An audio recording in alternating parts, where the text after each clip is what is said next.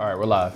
Shabbat Shalom. Shabbat Shalom. Welcome back to S.O.W, Norfolk, Virginia. We're live on YouTube for tonight's class. Sabbath class. We ask everybody in class to make sure your phones are on silent so we don't disrupt the classroom, the lesson.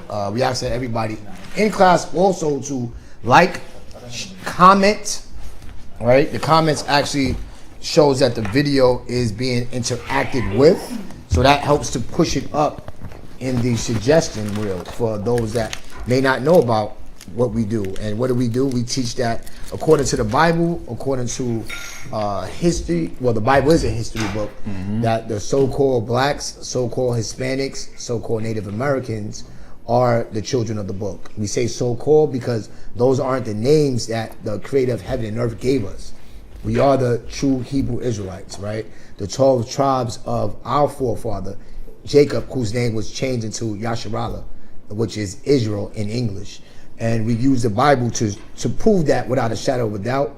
Also using secular books, books outside of the Bible that do complement what the Bible is saying. But the Bible is our primary source. To show that we are those people, the only people that fit the curses that the Bible said would be a sign on us. Once we get into understanding who we are, we then now do the healing process, because we've grown up like black people, we've grown up like Hispanics and Native Americans, and those people are the disenfranchised, the undesirables, the unvaluables of this world. And the Father said that we were created and would be above all people if we lived by his set of laws, which is the commandments. So we use the Bible, we use the Most High's word to get us back into that frame of mind, that oneness with the Most High, like his son Christ, who the world ignorantly calls Jesus. His name was Yahushua. We follow his pattern, his example, to walk in the life in a way that's pleasing to the Father. So that's for all the brothers and sisters that may be just tuning in with us. And those of us that have been tuned in, logged in, we appreciate your consistency, your diligence, your commitment to be in class, physically and online. We do have a couple of announcements. We did the announcements on Facebook, because we're live on Facebook on Thursdays. We're live on YouTube on Fridays. We want to make sure everybody is aware of the upcoming feast days. We are in the feast day season. The high holy day of the memorial of the blowing of trumpets is upon us. It will be September 10th at sundown. September 10th at sundown. And those of us that are in the Hampton Roads, Virginia area, Norfolk in particular, will be gathering right at a disclosed place. We all discussed it. If you need any information, please contact the priest, Kazakia, 757-300-4047. You can get updated about what we're going to be doing to keep the Lord's high holy day of the Feast of Trumpets. After the Feast of Trumpets on September the 19th, we will be keeping, the whole nation will be keeping, the nation of Israel will be keeping the Day of Atonement.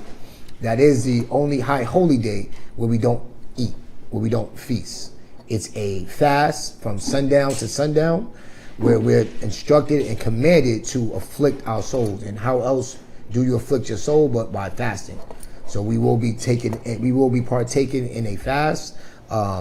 If you do, or if you watch your feet out, yeah. I mean, look. If you are taking any medication, you need to consult with the doctor before you partake in that feast. Consult with the officers as well.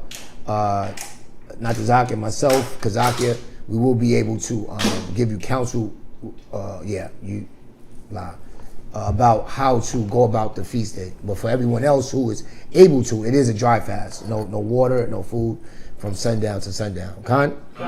And following up to that, you have the Feast of Tabernacles. So, which is an 8-day feast, right? And, we're going to go into the details of that. We're going to go over classes, not to Zach and I, where we also talked about just refreshers. I'm sure the other zones, S.O.W. Rochester, S.O.W. Houston, Sword of Truth, San Antonio, are going to go over those topics. I'm sure the brothers in from Bible Talk with Mashaba. If you're not familiar, Bible Talk with Mashaba is a podcast that the brothers do on what is it? Riverside. The app is called Riverside. So if you want to download the app Riverside, you can search for Bible Talk with Mashaba, and you'll be in tune to catch the classes from Mashaba, Banabad, Nagaya, Tazapah, dropping some heavy classes through the Spirit of the Most High. If you're not able to get the Riverside app for whatever reason, subscribe to their YouTube. Subscribe to their YouTube page. If you're following S.O.W. Facebook, we try to do our best to keep those classes, those podcasts on our page. So if you're not able to find it for some reason, just go on Stream of Wisdom on Facebook, and you can find or keep current with every class or the lessons that's being brought out. So with that, last announcement has to be the alms. We are at the end of August, right? Approaching that September where bills are due, right? Those that have made the vow, whether you're here physically or online, we appreciate your consistency, your commitment, your dedication, treating this building like it's yours, treating the body like it's your family. And me and the brother had a conversation today about care. How else do you know if somebody loves you unless you show it through care, right? This is something that we have to be consistent with. You know, a lot of us have been raised to just take. But the Most High said, through Christ, said it's better to give than to what? Receive, right? But how many of us are really executing that and practicing that? So it's important that we put on the customs as Israelites, you know, the ones that were chosen to teach the world how to live the life pleasing to the Most High. So we have to exercise that with one another. Considering each other above ourselves. So considering that this building provides a place for, again, the people that the world hates to learn how special they are. You know, to not just learn it, but actually rehearse it. So again, the bills are due, the bills, the light, the rent, the water. If you can help out, if you've been helping out, please continue to send your alms. You can send that to your alms and your tithes. You can send that to Priest Kazaki. Again, make sure you put it in the memo, 757-300-4047. So that's it with the announcements. We want to go into questions. We had a couple of questions online. The brother Stefanos has been watching. We want to give a shout out to everybody that's in the chat. The brother Dawid, the sister Napasha, Sonia Bun Schwab, Zelda, Abadiah, Royal Poet Purple. I think that's LaShawn. I'm not sure. Ariel. Shalom to everybody in the chat. Can you repeat the date for the feast? Yes, sis. The first feast that we have coming up is the memorial of the blowing of trumpets. That will be sundown September 10th. Sundown September 10th. That will be the first feast that we have coming up, right? After the Feast of Trumpets, we have the Day of Atonement, would be sundown September 19th. And then after that, we're going to get into the 8 days of Tabernacles, starting at September 24th. September 24th to October 1st, right? But we know you're locked in. We see you online all the time. The water, we'll repeat that throughout the course of the remainder of the week, so everybody can be in tune, be in the same spirit when it comes to the high holy days of the Most High, right? Again, y'all can see if y'all are online, it's titled Questions. We had 2 questions, I believe, from the brother Stefanos. I haven't seen him online yet, so we're going to wait. But we did have one from Sonya Bun. What was his question? Do you have it? Khan. So Sonya Bun's question, let's see. He said, what's the difference between pride and confidence? And he said, I was asking more so on where the line between taking pride or being confident in one's works, and then when the line of pride or overconfidence is crossed. I like it. 'Cause that is That is a battle with us as Israelites in this captivity, where it's all about giving respect, giving honor to your skills, your abilities, right? You'll say, God give me the talent, but is it really you glorifying the Most High? Or is it really you puffing up your own pride, your own ego, your own idea of, I got this on my own, or it's because of me, my strength, my mind, my abilities, right? Well, how you want to answer that question? Let's look at David. Right? You're gonna wait till is that another question? That's Napasha. Oh, okay. Let's look at David. Go to what did she say? She had a question. She had a question too? Okay, so let's hold that. Go to Psalms 18 and 32. Just on the question of, repeat it again for those that may have just came in physically or online. So his question was, what's the difference between pride and confidence? And he was asking more so on the line of taking pride or being confident in one's works, and then when the line of pride or overconfidence is crossed. Right. When you cross that line. Okay. Fine line. Good question. Go ahead, read that. Psalms 18, verse 32. It is the Most High that girdeth me with strength. It is who? The Most High that girdeth me with strength. Right. What this society, this captivity tells us is you. I got it on my own. Right? I made it on myself. You'll say it's my God-given abilities, but you don't give the Most High his due reverence, his due honor. You'll say, yeah, God blessed me with that, but is it really you thanking the Most High for that blessing? Or is it you just flexing your muscles, putting the ego out there, putting your pride out there, and not really reverencing the Most High? So what did David say? It is the Most High that girdeth me with strength, and maketh my way perfect. Right. The Most High is the one that gives us the ability. Right? Give me the other one. When you said I'm like worms. What is man that? Right? Oh, go ahead. He maketh my feet like hinds feet. He does what? Maketh my feet like hinds feet. Right. So was it your track coach? Was it you and your practice, your commitment and dedication? Well, who gave you the spirit to have that commitment and dedication? See, a lot of times we just put everything on us. I got this from the block. I got this from my dad. See, nobody showed me that. I showed myself. Right? It's very easy to fall into this appraisal, this idolatry, this ego, this pride, because we're trained to not consider the Father giving us this. We think we got it on our own. Right? We use the slogan every time, right? You wasn't with me, you was shooting in the gym, right? Right? So what's that saying? Like, I'm the one that made me the star. Well, first of all, the Most High gave you feet. He gave you hands. Do you even thank him for that? Are you humble enough to stay in that mind that the Most High gave me this ability? He gave me this opportunity to even see and hear how to be good at something, whatever it is. You got some brothers and sisters that are great. They got like a photographic memory, but who gave you that memory? Most High. Right? I had that from birth. Right? You got to look at how quick it is to omit the Most High for the things that he gave us. David understood that. Go ahead. And setteth me upon my high places. Who put you in that position? See, when you're raised in a world that's controlled by godless people, you think about Job 9 and 24, the earth is given to the hand of the wicked.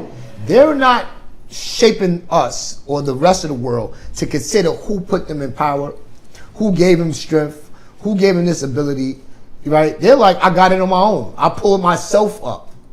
It's my commitment and dedication and hard work. So the Father had nothing to do with that. But see, that's a deception. That's that line. Because it is your work, it is your heart, it is your dedication. You're going to have to put the work in. But who opens your spirit to receive that understanding of what to focus on? Yeah, but we don't say that. We don't say that. In the moment, we don't say that. It's all about us. I was the one putting in the work. I was committed. I was dedicated. Not saying, man, the Most High gave me this spirit. The Most High gave me this spirit to want to be good in something. I thank him for giving me that mind to want to study, to want to go harder, to want to be focused, to want to be conscious. A lot of times we omit the Father, right? Yeah. So, I was thinking about it. There's a lack of acknowledging him in all your ways. Like when the Most High said, David, a man after my own heart, what do you think that really means? That means his conscience was constantly on, okay, the Most High, the Most High, the Most High. Yeah. It had to have been there for him to say, he teaches my, what scripture we at again? Psalms, what are we at? 18 and 33 now. Right. Like what would most men say that has the ability to slay a man in that time? Right? Most men would say, well, I had to, train and right. I've been in the gym. I've been in the gym. Right. But David understood the spirit of the Most High when it came to war. Right. And that's why, you could tell that his confidence in the Lord was understood. Yeah. Keep reading. He teaches my hands to war, so that a bow of steel is broken by my arm. Nah, I've been strong. He teaches my hands to war. I've been through this. He teaches my hands to war. You see how clear David was? Why does Scripture say that David was a man after the Most High's heart? Because David considered the Most High. Right. Is that us though? Is that us? I've always been book smart. You see how there's no glorifying the Father in it. Yeah, I've always been nice with the rhymes. There's no glorifying.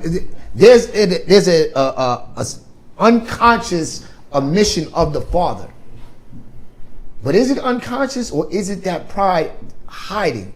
That pride being deceptive?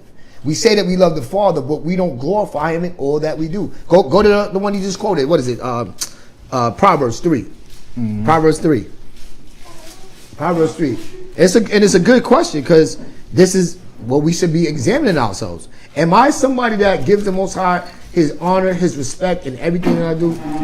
Before we can even get about the confidence, right, and the pride, am I giving the Most High his respect? Because confidence is not unlawful to be confident, but where did the ability come from? But do we do that? Yeah, go ahead, read where you at. Proverbs chapter 3 and verse 1. And what else? Verse 5, and then verse 5, yeah. Trust in the Lord with all thine heart, and lean not unto thine own understanding. Yeah, but how was our conversation like? Is our conversation coming from a point of you been given understanding, or you took it? We went into that last night. That Solomon understood that, as his father is saying, the Most High gave me the wisdom. I didn't get that on my own. The Father opened your spirit up to receive it. You prayed for it, but he still had to do what? Give it to you, right? You didn't have it. See, that right there will humble a man, it'll humble a woman, to say this was something given to me. Not, I got this at birth. Not, I worked my ass off to get it. That's how the nations think. That's how the heathens think. Go ahead. Verse 6. In all thy ways acknowledge him. See, and that's what David understood. That's what Solomon understood. In all your ways, whatever you're doing, you're building, right? You're studying, right? Whatever you do, like you can never exalt him. You can never thank him. You can never glorify him enough. That right there will keep you in that safe space of not committing what? Idolatry. Because when you don't do that and you say, well, I got it, you're now putting yourself up as the power. And you're taking the reverence, the respect, the esteem from the Most High, as if you had the ability to give it to yourself. Right? What'd you think? I see you like thinking. I'm thinking as far as like in the world, I was that individual. Okay. A lot, like in school, and everyone was like, "Oh, good job, you got good grades." I'm like, "Yeah, I did that because studying, and just want to remember everything that I did." Right. So, kind of where it's making me think more of where I was asking the question as far as that line, because when I was younger, I was more, getting props from everybody. And then I was told by the other side of my family, "Oh, you're the chosen one. You're gonna get it." They said you the chosen. Every time, like the other day was my day of birth. So my dad, he was like, it was like my prince, my kid. I'm like, come on, like. But I understand where he's coming from, but where that stemmed from, it was all praise to me since I was younger. So at one point, I took on all that as far as I'm that guy. And then coming into the truth, it was constant knocking down, which is still more needed to be done. But it was more of, okay, this is me analyzing myself and asking, okay, where am I overstepping this line between taking pride in, oh, this is what I like doing. Right. Like, being confident. And then am I, yeah, that's me right That's there. me, right. I'm So that dude. I'm that, yeah. So that's where my mind was going when I was asking this question. Yeah. I mean, it's so embedded in the culture, because we were talking about the sports. I'm a top rated athlete. Like we so quick to put ourselves on a pedestal and without giving them, say, you know, or praise to the Most High, was able to get here. We don't hear that from the superstars, right? Look at me, I'm ranked number 9 in the state. Not Barak Yahweh, the Most High, or even the humbleness to say, wow, the Most High has blessed me with this opportunity to be here. Our mind quickly goes to what we did, because again, we're shaping in a prideful manner. It's a spirit of pride is all over this place.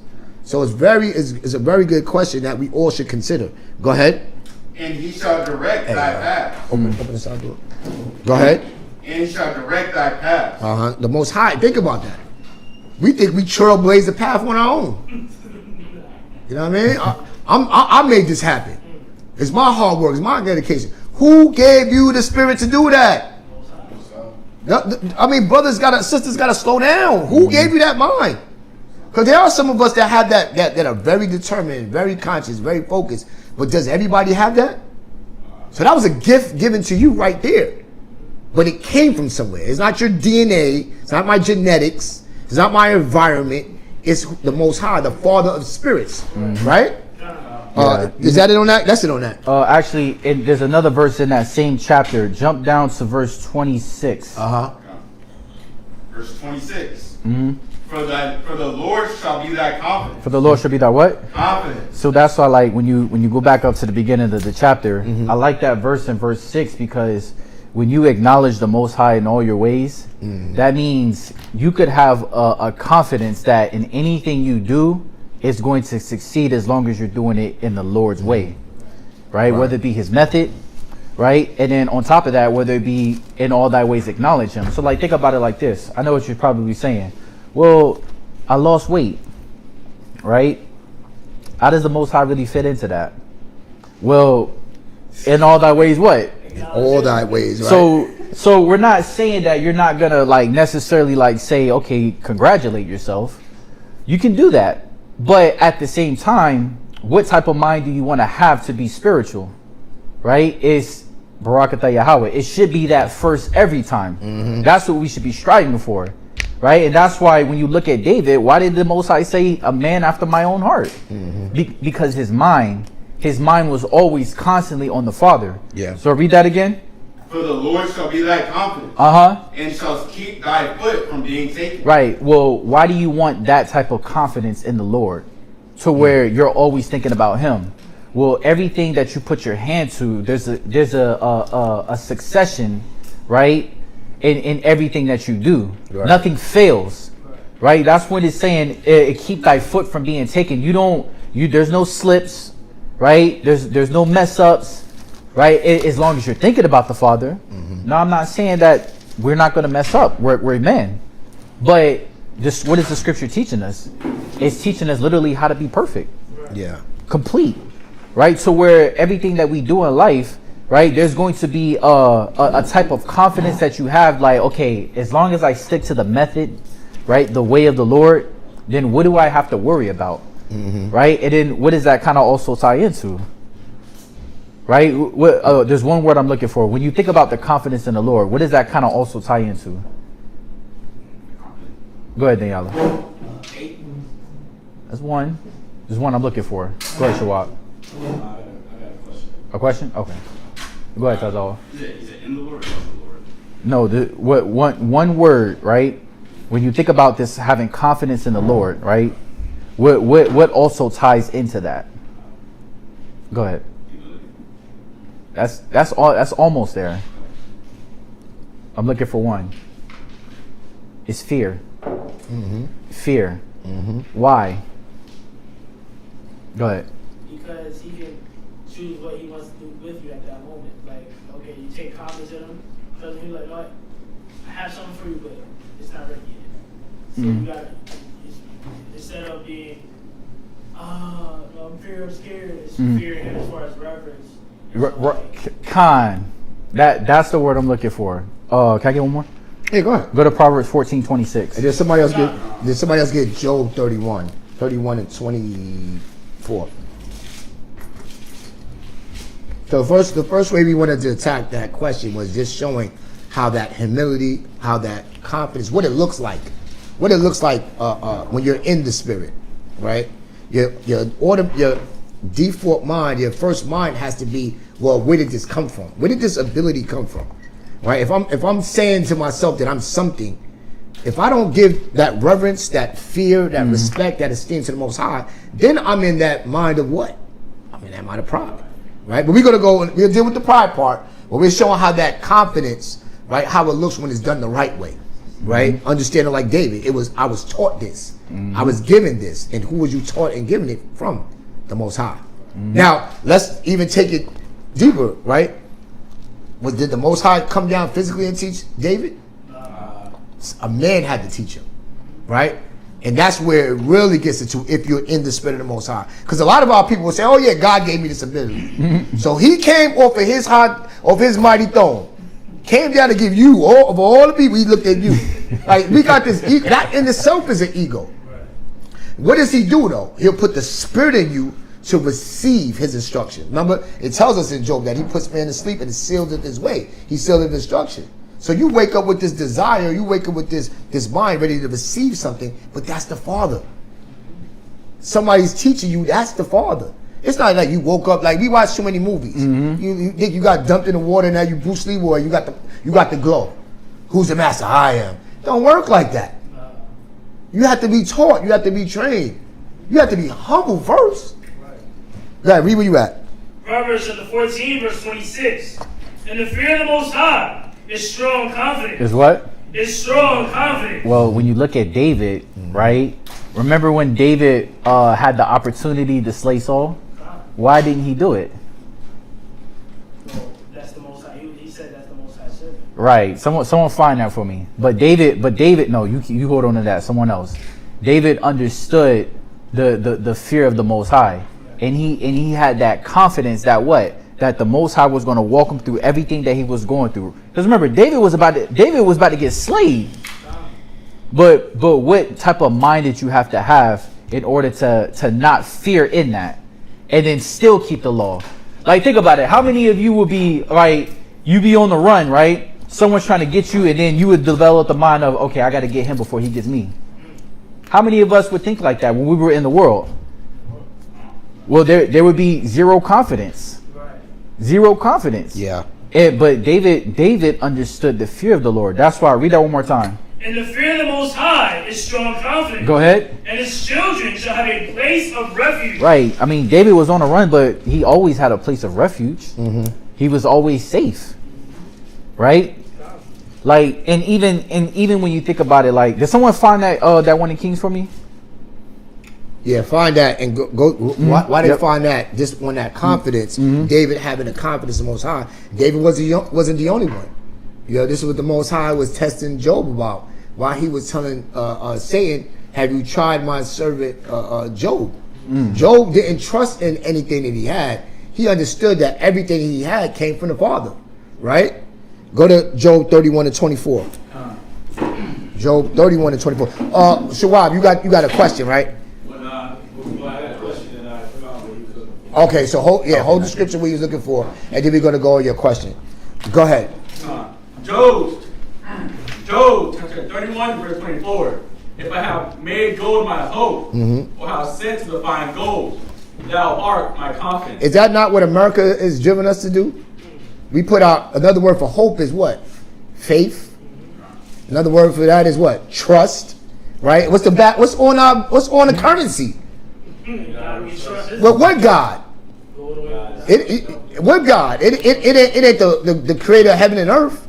It ain't the most high power. You get that money, you like, yes, I'm in there now. You're not like Barakatah Yahweh. Now, us in here that's learning to give that reverence to the Most High, we may do that, but was that our mind before the truth? Was you saying thank God like God that you didn't know, or was it the God of the Bible? The God of Abraham, Isaac, and Jacob. The God of Israel, right? This is what we're learning to do now. We're learning to give that reverence and respect to him. This is what Job understood. Read it again. If I have made gold my hope, or have said to the fine gold, thou art my confidence. Read. If I rejoice because my wealth is great, Uh-huh. and because my hand hath gotten much. How many of our people are doing that? How many of our people do that? We forget that we were coming out the hood, that we weren't nothing. You put a little effort into it. You got successful. You're doing what? You're not telling people that it was the Most High that gave you the ability. You're like, man, I put myself about the hood. You do the same thing. Right. You pull yourself up. That's how we do.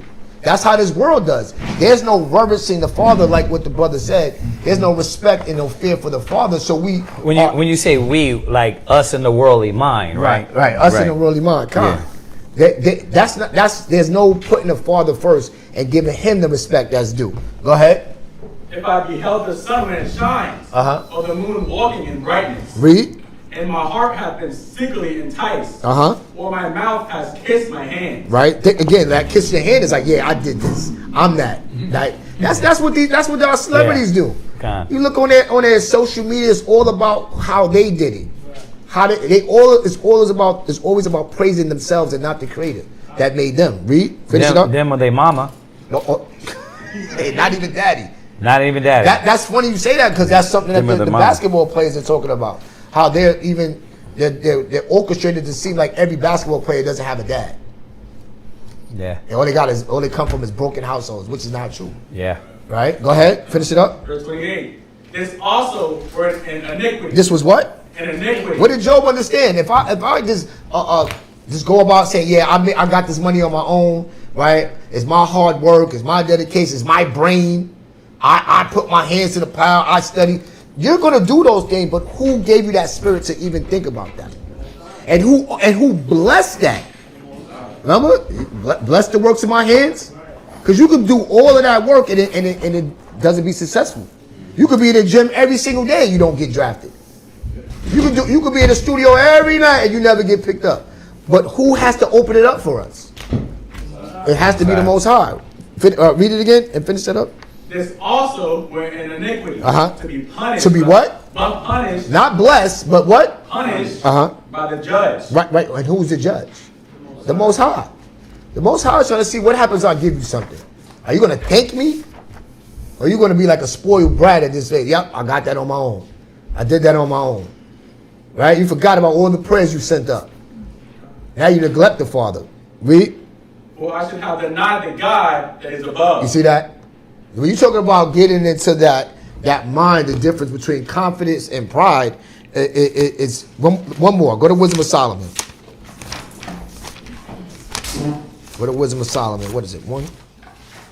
To separate you from the Maker. Yeah, Wisdom of Solomon 1. 1, right.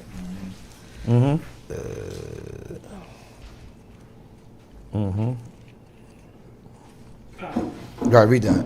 Wisdom of Solomon, chapter 1 and verse 3. For froward thoughts separate from the Most High. What's the froward or perverse thoughts? Yeah. No acknowledging the Father. Right? You give your mama credit, like you said. You give your relative, my bloodline. It's my bloodline. Like, you're not giving the Most High the credit. Go ahead. Literally, like, I had a few conversations with my biological dad, and he was like, every time I get on the phone, he's like, you're special. You know why? Because some of us, we got a superior family. But there's some of us that got that super gene. Or that superior gene where they already are good at what they do, but they take it to a next level. Like, in the younger, I'm like, oh, I got that? Yeah. Right. And then older, and we had plenty of conversations. I'm like, that's the Most High blessing the family with the ability to work. I mean, your father's supposed to do that, right? God, you're the best. You're the greatest, right? It's just, when it's funny you said that because Kazak, he made a little clay cake. And I was like, wow, you're smart, right? Your father's going to do that. But then I came back and I said, Yahweh Shai made you wise, right? You know what I mean? So remember, your father don't know how to do that part. Yeah, it's misguided, you know. But he's doing what a father's supposed to do, right? like big you up, because that will put a confidence in you. And I guess your question was, what's the difference, right, between that confidence and pride? Because it's like on the line of inordinate now. Right. Yeah. What I had there. Did y'all look it up yet? I got here. What was it? It says here, biblical confidence and pride can. Y'all read that? No. It said confidence and pride can look similar from the outside because both of them make a person appear bold and sure. The difference is where that assurance comes from and how the person sees himself. The most or godly confidence says, I can stand because the Most High is with me. And I trust in what he taught me. Pride, I stand because of myself. Right? I know better. I don't need correction. Right? That's pride.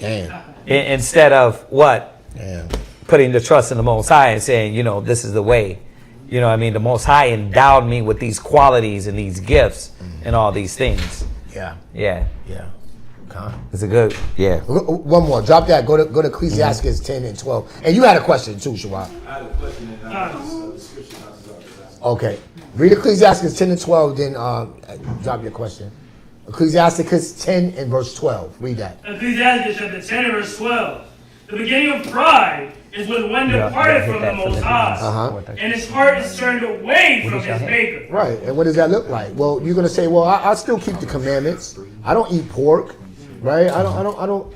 Right. I still keep the Sabbath. But the Sabbath that's the epitome of being an Israelite. The Sabbath, right? Sabbath and pork and your dress code. No, but what's your mind like? Like where you go? Is the Most High in all of your thoughts? Okay. Right? Or you now separated? Are you now putting there? I got this. I got that. It's because of me. It's because of it. That's that pride. Read it one more time. The beginning of pride is when one departed from the Most High. Your pride is going to now have you glorifying yourself, your mama, your neighborhood, what you done, right? Everybody jumped into the pride. Oh. Go ahead. And his heart is turned away from his Maker. And his heart is turned away from his Maker. Yeah, that's it.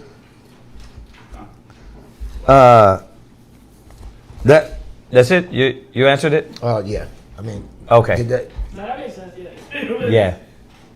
I would, based off recent events and just go self-examining as far as, okay, I've been corrected multiple times on this. I'm like, where? I'm like, okay, I think I'm at one level, but let me see what else am I missing. So I was like, okay. And I'm going through Job, and I'm remembering how he didn't curse or he didn't say, you know what, the Most High took it all away from this. He didn't get mad. He was like, you know what, let me figure out why. And he's asking, and he did it in a humble spirit. And then I was okay. And then I'm in my Kings and seeing how certain kings, when they don't right, they didn't fully acknowledge the Most High every time, and that's when they started their downfall. So I was okay, where can I apply this? And then the question came up with like, because with Uzziah, he was confident in the Most High when he was young and upcoming, and as he got older, he was like, well, I got this. Right. I can. So I'm okay. Now where's that line go from? I'm confident in the Lord and everything that He gave me, what I'm doing. So now it's overstepping that line. It's me. I'm the king. I can do this. So that's where it was coming from. Do me a favor. Go to Philippians. Where was it? Philippians 4 and 13.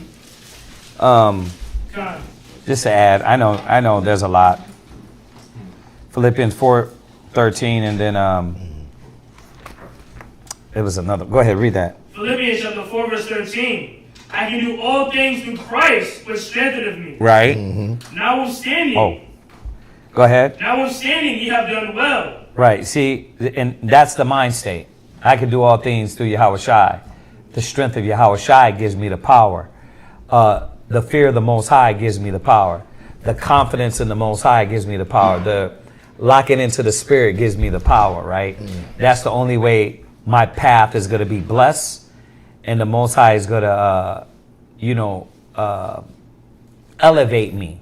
As opposed to the other guys, what? Right. I think it's Galatians. They're not going to acknowledge that Christ is their power. That give them that power to move forward or whatever you think that they moving forward. Yeah. Yeah, they're not going to acknowledge that. Right. It's Galatians, what is it, 4?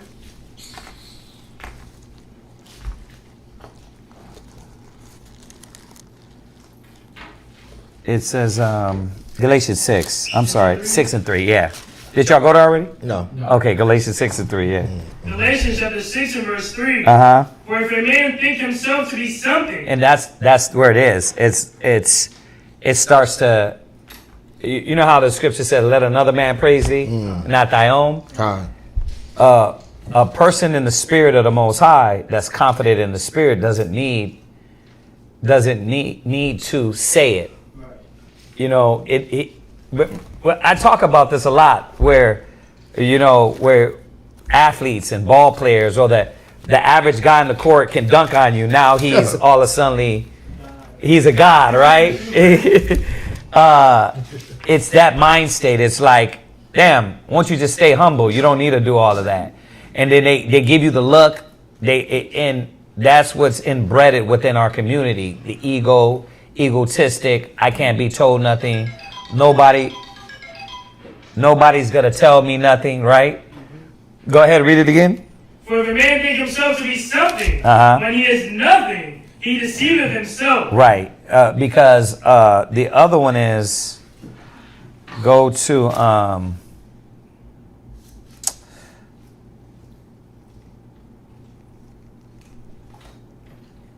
it's is it?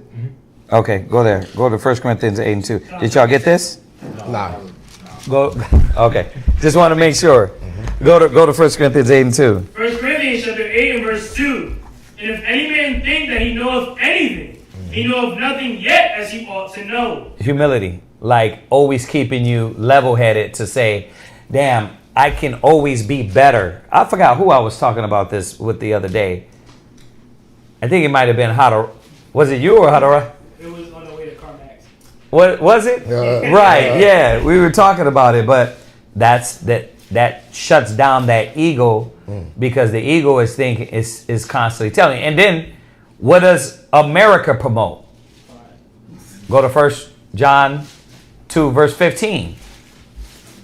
Go to 1 John 2 verse 15. Read that. 1 John chapter 2 and verse 15. Go ahead. Love not the world, Right. neither the things that are in the world. Go ahead. If any man love the world, the love of the Father is not in him. Why? Go ahead. For all that is in the world, the lust of the flesh, Go ahead. and the lust of the eye, and the pride of life. There, right there. The pride of life. Like America, this world teaches you to be proud, proud of this life. I'm proud of my achievements. That's why the Most High said He chose the base things of the world to confound the wise. He said not many wise. Why? Because He didn't choose you. He didn't choose the ones with the PhDs. You know what I mean? I'm not saying you can't have a PhD. Not saying you can't have one. All right. For the record, Israel gets. But the book says He didn't choose that. He didn't choose the governors, and He chose the base things of the world. Right? To confound the wise. Doesn't mean you don't get your GED or you can't get your diploma or your degree, right? But the Most High is not looking at that. He's looking at what makes us wise. The wisdom of the word, right? The spirit. So, right. And then, all the other pride scriptures. You wanted to go back to one before we ended? On that question. I know he got a question. And she got a question on that question. So. Who got a question on that question? Natasha. She said, okay. But is it wrong to give yourself props knowing the Most High does give you gifts, but ultimately is the way you use the gift or even use it at all? Yes. Yes, because there's no reason for you to give yourself props. Let's go to the scripture. Let's go to the scripture.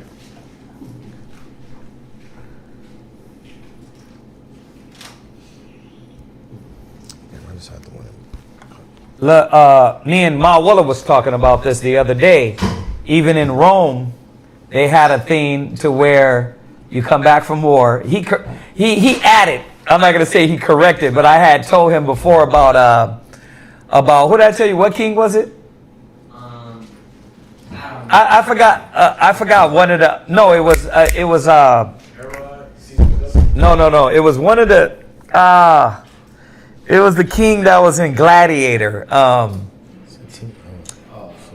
No, it was the king that was in Gladiator, but he was like, he added to it that they wouldn't only do it to the kings, they would do it to all the ones that have achieved a goal, right? Like the men coming back from war, but they will whisper in your ear, "You're just a man. You're just a man." And I'm thinking like, and the point he brought out, he said it would have to be, who would whisper it? It couldn't be like anyone that had Stature. They couldn't have anything like stature. It would have to be a peasant, basically. It had to be a peasant that would whisper to keep you humble. You're just a man. You're just a man. You see, you don't need to toot your own horn, right? You don't need to do that. Read that though, Proverbs 27:2, and then Proverbs 27:2. Proverbs chapter 27, verse 2. Let another man praise thee. Do what? Let another man praise thee. I know you're like, well, is it wrong for you to? I don't have to do all of that. You know what I mean? I'm like, let me just stay focused on what I need to be doing and pleasing the Father. Because what is in us, you got to know what is in man. Yeah. Man gets what? Pride. Like, I kind of heard it. I was in the bathroom back there. But just a little bit, they're like, bro, now you're a God, right? Just a little bit. So we got to know that is part of all of us. So just reject it. Yeah. Stay humble. Like, I don't need that. You know what I mean? And because once you don't get it, your feelings start getting hurt. How many sisters be like that? How many brothers be like that? Like, oh, you didn't even acknowledge that, like what I did, or like you didn't even say you did a good job. Bro, let the Most High do that. Because what happens is, the more you seek it, when somebody doesn't do it, your ego gets crushed. Right? And then next you know, you get your feelings hurt. Then it becomes from feelings hurt to the manipulation. Now there's something between me and him, or her and me. Right? Now it's an issue. Like, no, it's no issue. It's just he forgot. Or she forgot. Right? Yes, we should be courteous. Save the water for the food. But what happens if it doesn't happen? What you gonna do? You're gonna mentally have a mental breakdown? You know what I mean? He didn't save the water. And you know how much I put into that? See, this is what I'm saying. Right? You don't have to do that. Right? Read it again. Let another man praise thee, and not thine own mouth. Read it again. Let another man praise thee, and not thine own mouth. Straight to the point. Doesn't not comprehending much a few words. Don't worry about that. Right? Where are we at? Matthew 23:5. Yeah, let's go there. 27. Where are we at? Matthew chapter 23, verse 5. Go ahead. But all their works they do for to be seen of men. Right. Talking about who? The Pharisees. The Pharisees. Everything that the Pharisees did, we should try to 100% run away from. Christ had vengeance on the Pharisees. He was not on that. Right. So when you go through that list in Matthew 23, you should be saying to yourself, I got to make sure I'm not doing these things. So he says here, what? But all their works they do for to be seen of men. They're to be seen of men. So now you get caught up in the what? The praises of man. The praises of man. Right? Somebody needs to give you a pat on the back. Yeah. Somebody needs to blow the horn. Somebody needs to recognize you, or else you get your feelings hurt. Now, to be fair, is the Bible said, let another man praise thee? Why? Because praising you was wrong? No. But it was saying, let somebody else do it. So it's not wrong for somebody to give you praise.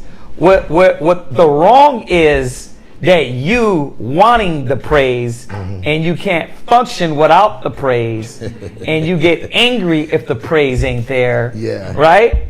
You know, right? You know what I'm talking. Y'all know what I'm talking about as women, right? Because you're like, I need that. You know, and it's like a little underlining thing that, nah, I don't need it. I'm going to get praise from the Most High, right? This is their problem. Go ahead. They make broad their phylactery and enlarge the borders.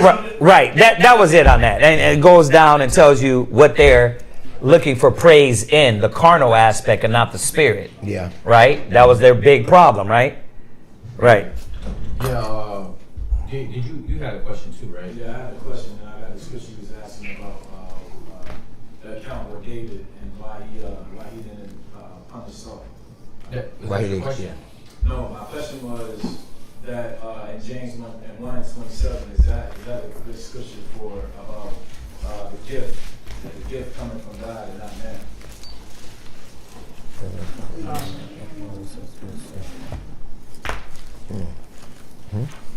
James what? James 1:27. Whose phone is that? Please, sister. Please, sister. Oh, I'm sorry, James 1:17. 1:17. Okay. Yeah, perfect. Read that. James chapter 1 verse 17. Every good gift and every perfect gift is from above. Yeah. And cometh down from the Father of lights. Yeah, With whom is no variableness. right. The no variableness. Say it again. Variableness. Variableness, which is what? Change. Right. Like if it's from the Father, then what? It's not going to change, right? Right? Yeah. And then we can talk about what is gifts. Because if you got a gift cooking crack, I'm good at it. This is the logic of our people. Like, I'm good at it. You know, I'm good at being a porn star. That's just what I'm good at. Why are you shaming me? Right? I'm good at being a rapper. You know who the rappers were in the ancient days? I'm good at being a ball player. Like, you know what they did when it came to ball players? Like, you know where that came from? Like the stadiums, right? The Greeks and how they did it. Like we're thinking like Edomites and like white people and thinking like, well, there's nothing wrong with that. Why are you shaming me? Bro, are you a jester or a king? Are you a jester or a king? Right, exactly. All right, go ahead. Right. Yes. His question is on, it was on confidence, the difference between confidence and pride. And then Napash just came in and asked, on top of that question, she asked, is it okay to give yourself a little toot on the back? He added a scripture, right? I asked him, James 1:17. Go with it. Yeah, definitely. Definitely goes with it. Right. So where we at right now? 1 Samuel chapter 26 and verse 7. And then so you gonna grab that? No, someone else grab Proverbs 14 and 26. I want to reestablish that. Just that first part. Go ahead. So David and Abishai came to the people by night, and behold, Saul lay sleeping within the trench, and his spear stuck in the ground at his bolster. But Abner and the people laid round about him. Then said Abishai to David, the Most High hath delivered thy enemy into thy hand this day. Now therefore let me smite him. You gotta think, what was in David's mind, understanding that this man Saul was after him, right? Was it the fear of the Lord or was it revenge? Go ahead. I pray thee, put the spear even to the earth at once, and I would not smite him the second time. And David said to Abishai, destroy him not. What? Destroy him not. You see, David was rolling in that fear of the Lord. He's like, nah, bro. I'm not finna do this. I'm not finna touch the Most High's anointed. Why? Because David understood the power of the Father. And that was the real confidence. Like, watch, go read that Proverbs 14 and 26. Who got it? Proverbs chapter 14 and verse 26. There we go. And the fear of the Lord is strong confidence. Well, why is it the fear of the Lord is strong confidence? Well, you could move in life knowing for a fact that because you're doing the right thing and you're not doing anything behind closed doors, right? You know for a fact that the Most High is not looking to destroy you. Everything that you actually set your hand to, there's a different type of confidence that you have. It's not, oh, I got to do this on my own because I know the Lord isn't with me. No, it's that I'm going to do it the Most High's way, right? And I'm going to have this confidence that the Lord is going to bless me in that. Now, y'all were saying it earlier when I came in. I heard it. Y'all were going over Job also. So even not only just in blessings, but in also being brought low, you can still have a confidence that you can continue in the spirit, right? Right. Because it's not always about, oh, I'm succeeding and now I have the confidence of the Most High. What about having the confidence when you're brought low? That's the trick there, right? When you're brought low, when you're brought to a low position or a low situation, and for you to stay humble and say, you know what, I'm going to still have the confidence in the Most High. Like Job. So you got the David, you got the Job, you got the Joseph, you got the Daniel, right? You got all these different men that were what? Brought low and still had the confidence that eventually Joseph, I'm going to get out of jail. I'm going to get out of jail, like, because I held my integrity. I did not do anything wrong. Now, he was true just, right? He wasn't capping. He was really just. He wasn't like, he killed him like the dope dealer, like, oh, he's so good. No, he's not good because he murdered these many people. And then it's like, like P. Diddy, the injustice, right? The injustice against him. Not that, but really didn't do anything wrong. And being put in a low position and to have the confidence of the Most High that he would be delivered out of that is what is needed as well, right? Yeah. I know we're going into this. We can go into this deep, but go ahead. A verse that came to mind was Ecclesiastes 11:25. There's forgetfulness and prosperity of when he was down low, and then vice versa. And I was asking, so basically Joseph, Job, Daniel, David, it was all the epitome of the opposite of being forgetful in this situation. Right. Okay. Right. Exactly. But the ones that were brought low, like, I know we look at the greatness of David and be like, man, like David was walking around like Mr. Big Stuff. He was being chased by a king. Right. He was ducking and hiding and running. It wasn't fun. It wasn't like glamorous. Right. Yeah. Aharon. Got a precept to David, the precept about David and the understanding of, so we're going into why David didn't want to put his hand on Saul. Right. Because the understanding that he had from the Most High. Okay, go ahead. Go ahead, and then we can jump to the next question, y'all. This is 1 Chronicles chapter 16 and verse 22. Please. Saying, touch not my anointed. Do my prophet no harm. Right. Yeah, exactly. Yeah. And that's what the righteous believed. Like, we've been created into thugs, gremlins, right? So we don't know the power of the Most High. We don't know the power of the Most High. We don't know the confidence in trusting and being a base and having strength, right, in the Most High. So we turn to what? Being a thug, being a niggard, right? Being a loony person, right? But go ahead. Yeah, go to Psalms 143 and you can read 10, but let's go straight to it. Read 11. Read 11. Psalms 143 verse 11. Quicken me, O Yahweh, for thy name's sake. What is this always got to be about? Remember all the way back when the Most High said, I didn't choose you because you was most in number, right? I didn't do these things because of anything you did. It was because of his love for us. Right. So you're not the greatest of anything for nothing you did. Right. It's the Most High that bestowed that upon you. That right there is supposed to keep a man and a woman in that space of humility, no matter what your ability is. Because you understand your ability, like David said, you was taught that. You was taught that and you were given that. Right. Right? Read. For thy righteousness' sake, bring my soul out of trouble. For thy righteousness' sake. Like, it's all about the glorification of the Most High. When it's not, that's pride.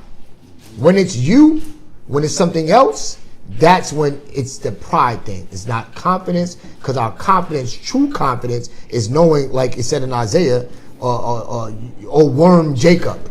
Yeah. Like, what are we without the blessings of the Most High? Nothing. Right? Like, could you? What do you say? Could you raise yourself one stature? Can you? What can you do without the Most High? Give you that ability? Well, what happens when we don't have the Most High? Take a look in the neighborhood. We walk, act like, talk the heathen. You're just no different from the other nations. Yeah. So we're great because of the Father, right? God. Yeah. That was it. That was it?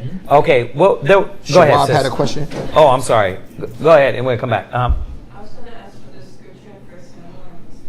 The scripture in 1 Samuel. Which one? That Aaron put? No, that's Shawab. That Shawab put? Where was that Shawab? First Samuel chapter 26, verse 7 to verse 11. Okay. No, verse 9. Mm-hmm. Wait, somebody's at the door? What? All right, you right there. I need to hear. He moved in silence. That's how silent he moved. No, but go ahead. What's your question, Shawab? Oh, my question was, what was the scripture that Aaron pulled Chronicles? Chronicles chapter 16 and verse 22. Okay, so First Chronicles. that was your question? That was my question. Oh, okay. All right. So we had another question online from the brother Stephanos. Is he there? He has one here, did he? So the other day. Okay. He asked a question about 1 Corinthians, and I want you to kind of tell us what is it that you need understanding on in this 1 Corinthians 8 verse 1. So I mean, be a little bit more specific. So we won't go through the whole thing. If you need that, we could do that too. But tell us what you're looking for in 1 Corinthians 8 verse 1, and what question did you have? All right, and then while we're waiting for him, was there something else? He had one online. Yeah, he has one online. He said, "I have a question. So yesterday was a lunar eclipse. Are those signs of the end of the world?" Yeah, they are. Go to let's go to, I think it's in Micah, right? We always go over these when we go over the last day classes, last day topics. I mean, when's the last time we've been over one of those? Yeah, that's crazy. You know what's crazy is, like, we go over them so much, and then we take a break to be like, but that break be long. So, you know, we got to mix some of that. We got to mix some of that in there. Go to it is go to Joel. It's Joel, y'all. Joel 2:31, and then go to Acts 2 verse 20. Because that is going to edify or bring also more edification to it. Joel 2:31. Joel chapter 2 verse 31. Read 30, Ak. And I will show wonders in the heavens and in the earth, blood and fire, right, and pillars of smoke. Right. The sun shall be turned into darkness. Right. So wait a minute. Wait, what? We're at 30, right? So he's talking about the last days. And he said, I will show what? The sun shall be turned into darkness. Right? And the moon into blood. Yeah, the moon is not literally turning into blood, but it was what? You got the red moons, the red moons, the red suns. Like, they've been crazy. Right? Go ahead. Before the great and the terrible day of the Lord comes. Before what? The great and the terrible day of the Lord comes. So to answer your question, yes, they totally are signs. Go ahead. And it shall come to pass that whosoever shall call on the name of the Lord shall be delivered. Read on. For in Mount Zion, Got to read that part, right? shall be deliverance. Right. So you see, y'all see that? Got to read that part, right? For all the Christians, right? See whosoever. Go to Acts 2 verse 20. Acts chapter 2 and verse 20. Go ahead. The sun shall be turned into darkness. Now, where are they quoting from? Joel. They're quoting Joel. He's quoting the prophecy. But check this out. Check this out. Remember, the end started when? What? When Yahushua died. When Yahushua died. The beginning of the end. Right? But they've been prophesying about that how long ago? And what? We're still doing it. But don't be like the people. Oh, they've been talking about like that from the beginning. They've been talking like that from the beginning of the earth. But yes, we have been talking about it, the righteous. But as you see, y'all see what happened in Nepal? Oh, the flood. Nobody seen what happened in Nepal? Oh, bro, y'all. We just talked about Tuesday. You guys gotta go check out the video though. It looks like a 2000s end of the world movie. Yeah. The water comes through and literally wipes out the whole city like that.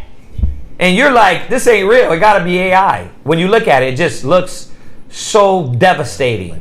People running from water like it's a movie. Day after tomorrow. The day after tomorrow.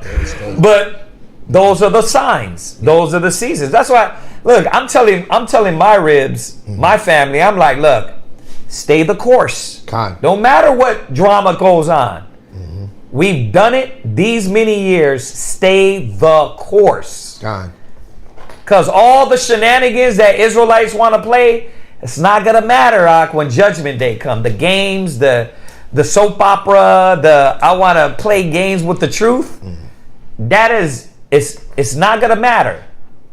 It's not going to matter, What's going to matter at the end of the day is you're going to be judged by your faith and your works. So you, instead of trying to create some drama or play games with the word of the Most High, lock in, because the Most High is doing his work in this earth. You know what I mean? Go look at the video. You'll see, man. But that ain't nothing. Are y'all paying attention? The earthquakes that just happened in Guatemala, Venezuela, all these different places. Colombia. Like we got to think. This is not, we get caught up into your daily rigmarole. Don't be like the heathens, like the fools. It said, walk as wise, not as fools. Discerning the time, knowing that the days are evil. But yes, to answer the brother Stefano's questions, this is definitely prophecies that the Most High said will come to pass. Go ahead. And the moon into blood. Right. Before that great and notable day of the Lord come. Before that great and notable day of the Lord. You got another one? It's on a different one. Okay, all right. You got another one? Oh, no. Let me get one more. Go to this is the message to us though. Go to Jeremiah 10 and 1. That's how I come back. Yeah. Go to Jeremiah 10 and 1. Read that. Jeremiah chapter 10 and verse 1. Go ahead. Hear ye the word which the Most High speaketh unto you. Go ahead. O house of Israel. Thus said the Lord, learn not the way of the heathen. Go ahead. And be not dismayed at the signs of heaven. But it don't supposed to get you in your head and now you want to because they said it on the news.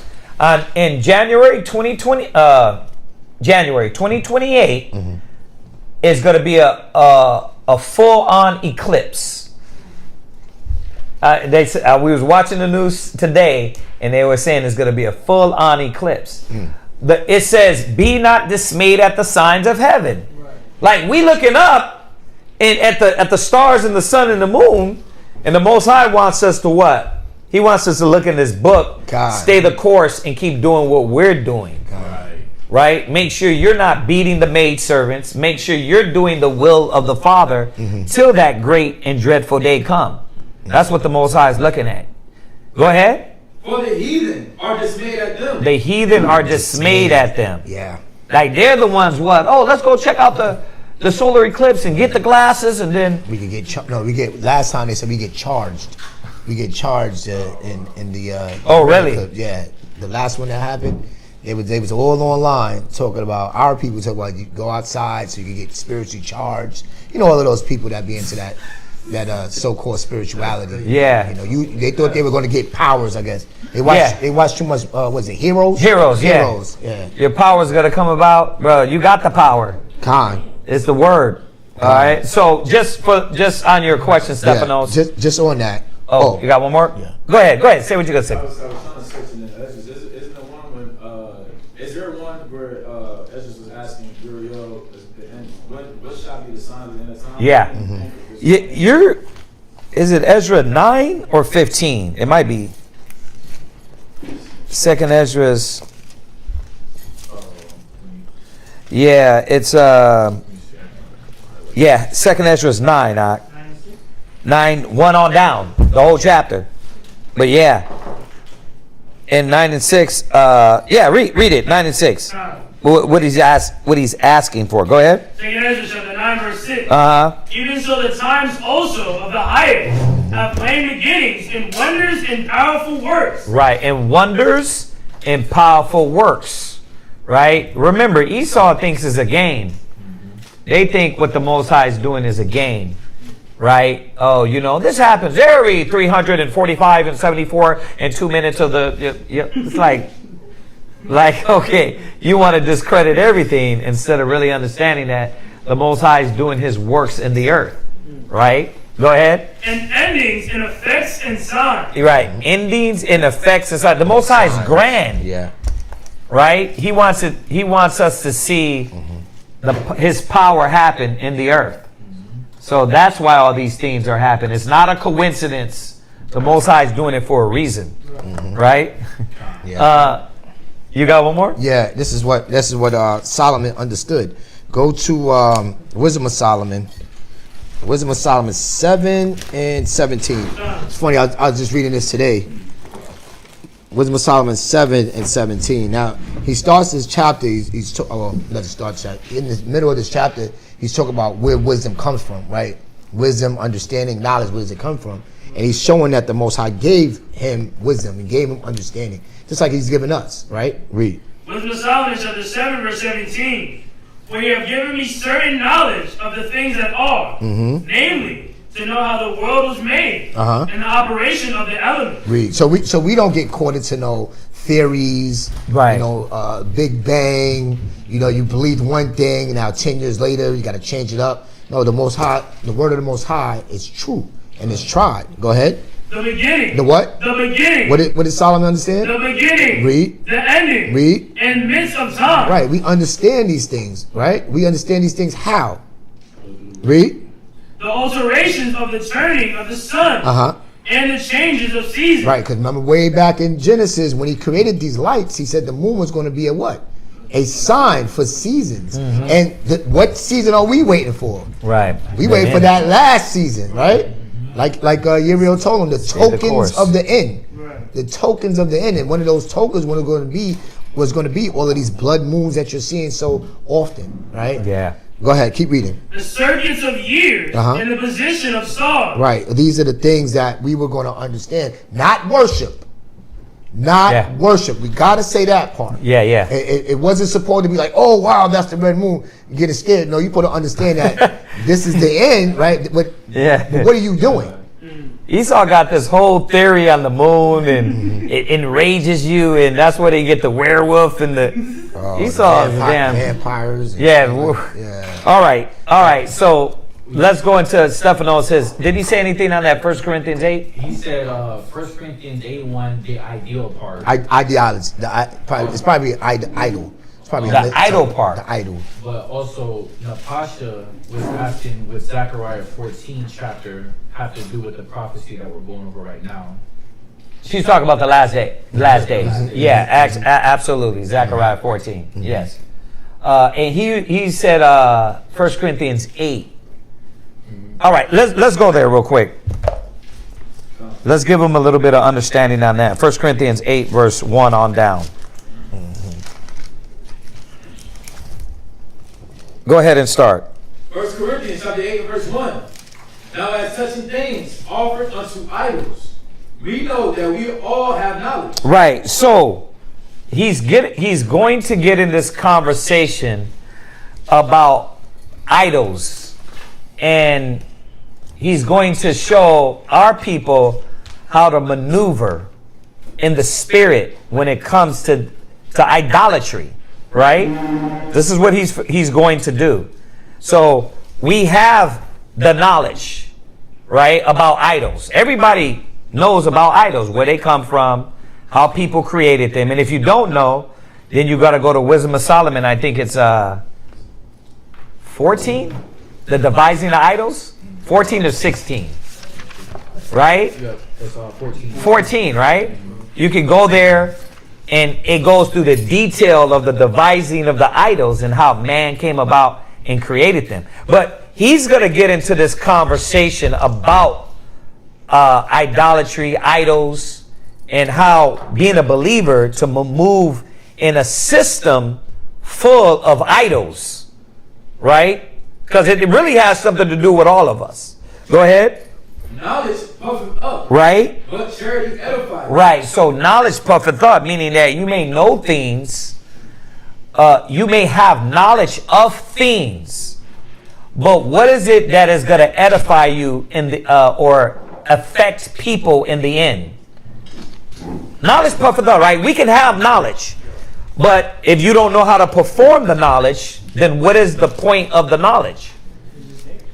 Well, most of the time, knowledge puffs you up. You figure, I know a lot, I got a lot of information, you can't tell me nothing, right? Right? You can't tell me nothing. I got the information, right? So knowledge can puff you up. So he's reminding us of that, to sit down and stay humble, right? Go ahead. And if any man think that he knoweth anything, Right. he knoweth nothing, yet as he ought to know. So, like we were just going over, that you think you know something, right? Now, remember, he's getting to a point. First, he brings up idols, and then now he's checking your pride because if you think you know something about idols or on any topic of wisdom, right? He's telling us from the beginning that doesn't matter. It's about charity, right? The love of the Most High, or the performing of the love of the Most High, right? Khan? Everybody with me? Khan. All right, tell me if you're lost, all right? So we won't sit here and just be lost. Because one day you will be put on blast, and brothers will look at you like, yeah, that person, I don't trust that person's word, because they don't really believe. It's already happened a few times in this school, right? So don't let somebody put you to shame because you don't know what the hell is going on, right? You should be able to know what we're going over at all times.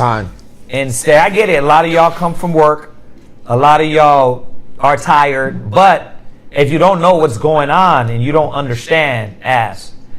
And then before you speak, articulate yourself, because everything is being watched. Everything is being watched. If you sound stupid, the brother next to you might think, "Oh, you're really slow." You see that? So do what the scriptures say and learn, right? So you can actually stand for the gospel. That's what this is about. Go ahead. But if any man love the Most High, Yeah. the same is known of him. Right. So if any man love the Most High, right. So he's getting into this conversation about charity. He's bringing out and reminding you, idols mean nothing, right? The knowledge of it doesn't mean anything. What means something is to be known of the Father. Okay, go ahead. As concerning, therefore, the eating of those things that are offered in sacrifices to idols. Now he's getting into the subject. See, so he started out, but he reminded you as he gets into this to stay humble, right? And to understand how to maneuver. He's going to tell us how to maneuver in this system of idolatry, right? Go ahead. So read that again.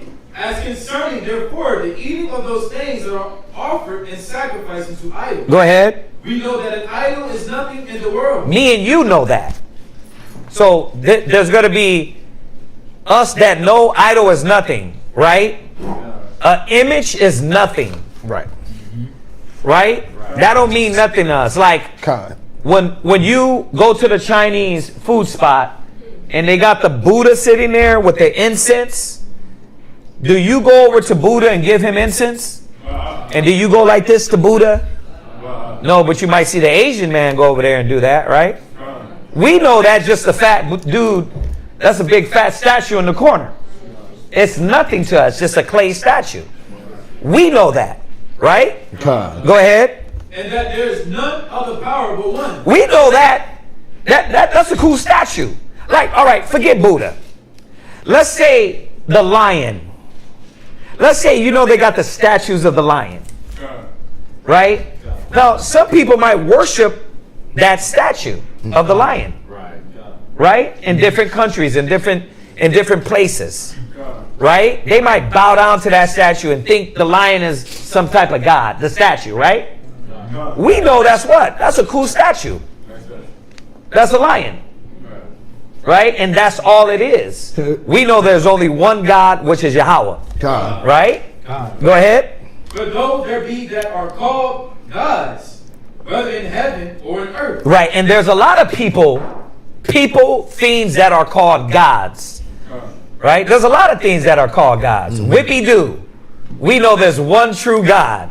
Right? The Most High said ye are gods. But are you the God? Okay then. There's all the Most High is above you, right? The Most High is definitely above what? A clay little statue. So to us, we know this. And I say we know because we're believers. But there may be somebody that don't know this, right? And that's what he's going to get into, this subject about idols and how you maneuver in charity when it comes to these different idols, right? Go ahead. As there be gods many, right? And lords many. Go ahead. But to us there is but one power. Read. The Father. Right. Read it for what it says, so he understands. We understand the word God in Hebrew means power, right? So when we read the little g, it just means power, right? Or it could be a lowercase g. You're a lowercase g. You're not the big G. You're just a little G. Right? You're a baby G. You're not the real G. Right? You ain't got no power. So we know that. We believe that. Go ahead. But to us there is but one God. Go ahead. The Father. He reiterated that twice. Y'all get that? Go ahead. Of whom are all things. Read. And we in him. Right. We know damn well Buddha didn't do it. It's funny. He was just talking about over there in Nepal. It was because that whole area is still. It borders China and Nepal. Yep. Yeah, and you said what about the statue? They had the gold, big old statue of Buddha, and the flood is just going right past in front of them. Water smacking them in the face. And guess what Buddha didn't do? He didn't stop the flood. Buddha need a towel. Because there's no other God but Yahweh, the unseen power. Right? Go ahead. And one Lord. And one Lord, which is who? Jesus Christ. Go ahead. Of whom are all things. Go ahead. Yeah, not that white. Because the brother said, what about white Jesus? Yeah, that's an idol. Oh yeah. That's an idol. That's a powerless man-made idol. Right. No different than the gold Buddha. Right. No different than the blue guy from India. What is it, Krishna? Right. It's still man-made because we know that Christ wasn't white. But just look at what our people have been doing, praying to that image. Right. It's never saved us. Right. It's never shown itself to have power to deliver us. Right. So it's just as dead as any of these other idols, right? It's been put up as a God and is not a God. Yeah. Go ahead. And we by him. Howbeit, there is not in every man that knowledge. Right. So remember, reading from verse 1 is establishing the subject that he's on. He's on talking about idols and showing us that these idols ain't real, but everybody don't have that knowledge. Right? Go ahead. For some, with conscience of the idol, right, until this hour eat its as a thing offered unto an idol. Right. So if you have a new brother that came in here and we walked into the Chinese spot and he got shook looking at Buddha and was like, man, I don't want to eat here because my family used to worship Buddha. Right? See, he don't understand that we can go eat in there. We're going to the buffet. We don't care about the Buddha statue in the front. So this topic is about charity. Are you worried about other brothers and sisters, or are you only worried about yourself? So that person with the weak conscience, it might not be good for him, right? Yeah. So what you do, are you doing it mindful of the conscience of the brother or sister? That's what this subject's on, right? Because, well, let me not move forward. Let me just stick to what we're going over. Go ahead. And their conscience being weak is defiled. See, their conscience being weak. We walk in there and he's thinking what? How dare you Israelites walk into a spot that's got a statue at the front of the door that got incense on it and they got food on the plate. He might be looking at us like, what the hell are y'all doing? And you get some brothers and sisters like that to where their mind is not matured enough. But remember what he just read?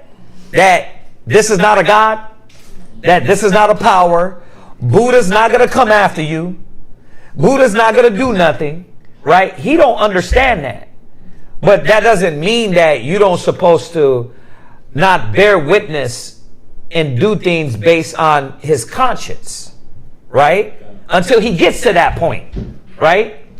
You might just say, you know what? Hey, you know what? Let's go eat somewhere else, y'all. Yeah, this place don't seem right as it is. I get what you mean, bro. What you want to do? You want to go to the Italian spot? Let's go there, right? You're doing it for the conscience of the man around you. Right? Go, Con? Everybody clear? All right, go ahead. But meat commendeth us not to God. Yeah, but the meat, it doesn't commend us. It doesn't yield us to the Father. So what should I care about what I'm eating? Right? What should I care about what I'm eating? Like, if the brother's like offended at the Buddha spot, man, the food ain't important to me. Right. What's got to be important to me? The conscience of the brother.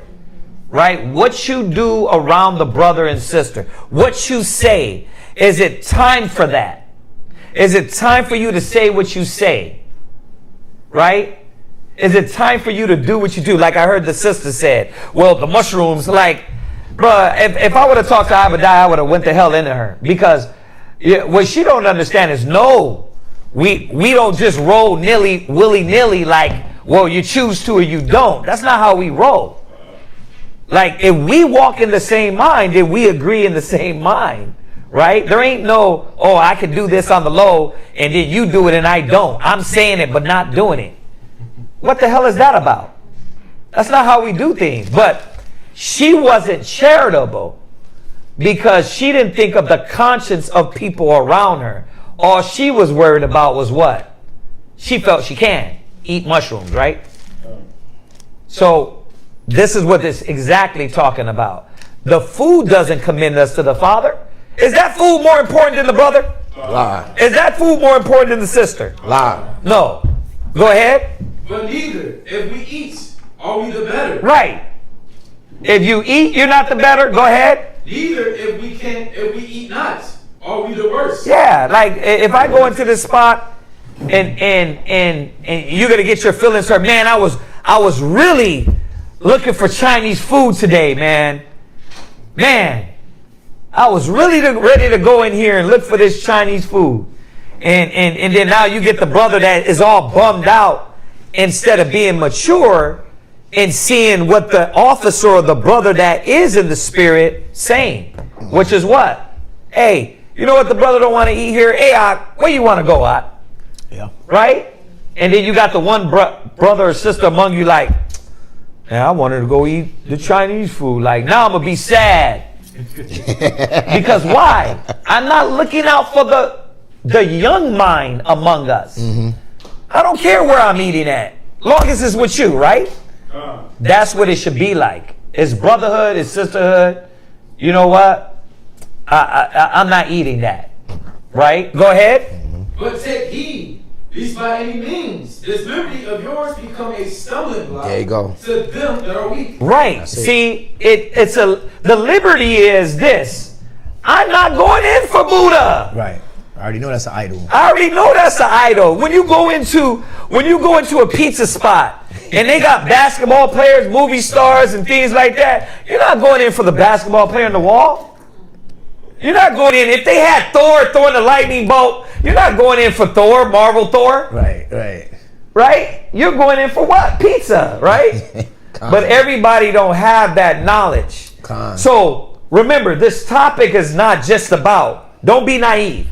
The topic is just not about eating in idols, in places where they have idols.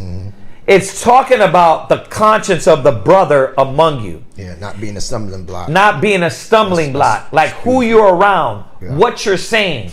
And this is how you know a lot of cats don't got the spirit. Because, and this is what we've been talking about lately. Like, why are you trying to convince this young brother and take him out of the spirit? Because you don't got the spirit of love in you. You don't got the spirit of charity in you. Because if you did, then you'd be what? Man, you wouldn't be saying things averting or trying to weaken his strength in the faith. Well, Shawab said it. Well, he ain't weakening me. It doesn't matter.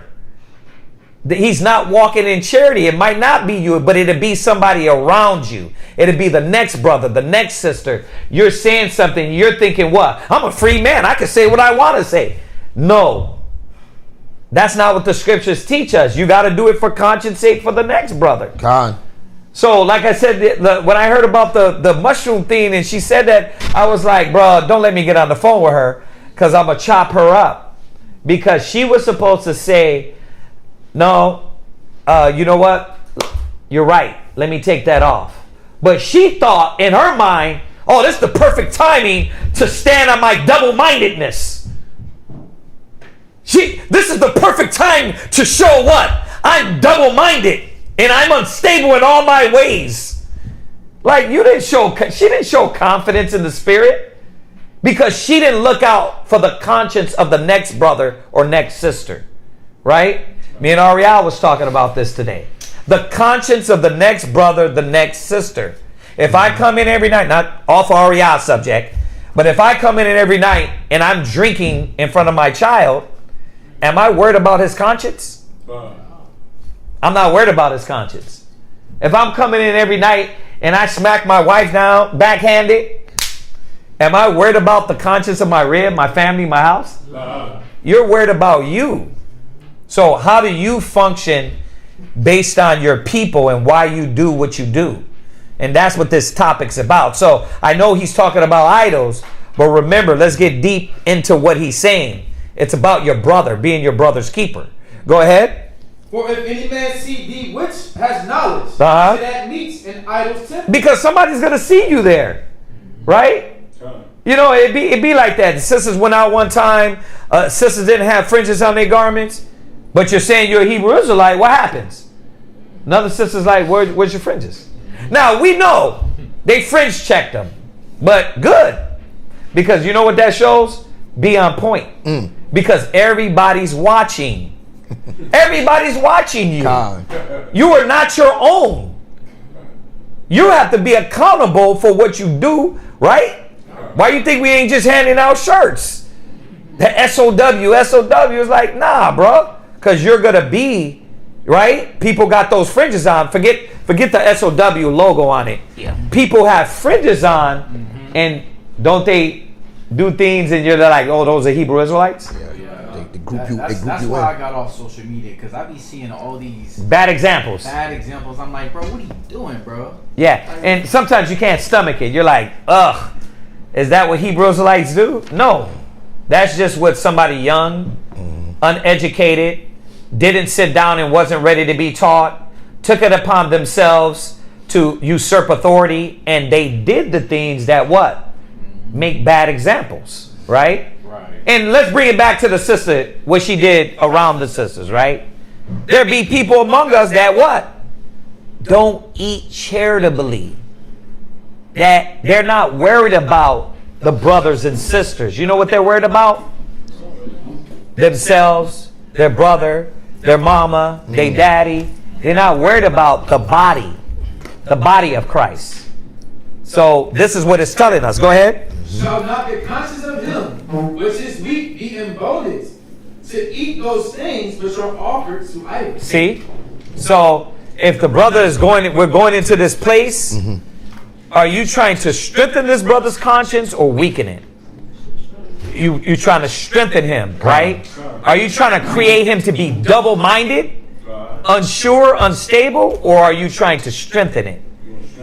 And that's what the Most High is telling us in the spirit. Like, look, are you worried about your brother? Are you worried about being your brother's keeper? Or are you worried about doing it your way, right? What? That just reminded me of the Eleazar in Second Maccabees. The first Maccabees, when he was the older guy, and they tried to get him to eat pork. Eat the pork. He was like, "This don't gotta be pork. You do whatever meat you choose, but for them to see, we need you to say it's pork." Right. And he chose not to because he wanted to show strength. Because he was worried about who? His people. He wasn't worried about himself.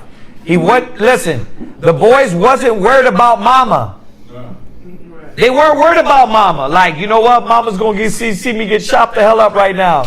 They was like, what is the nation going to see? They need to see strength. They need to see order. They need to see a standard. And those men stood on that. That be the problem. Right? The weak cat would have broke down and said, well, man, I don't want my mom to see this. Let me just eat the pork. Right? So, very good point. Very good point.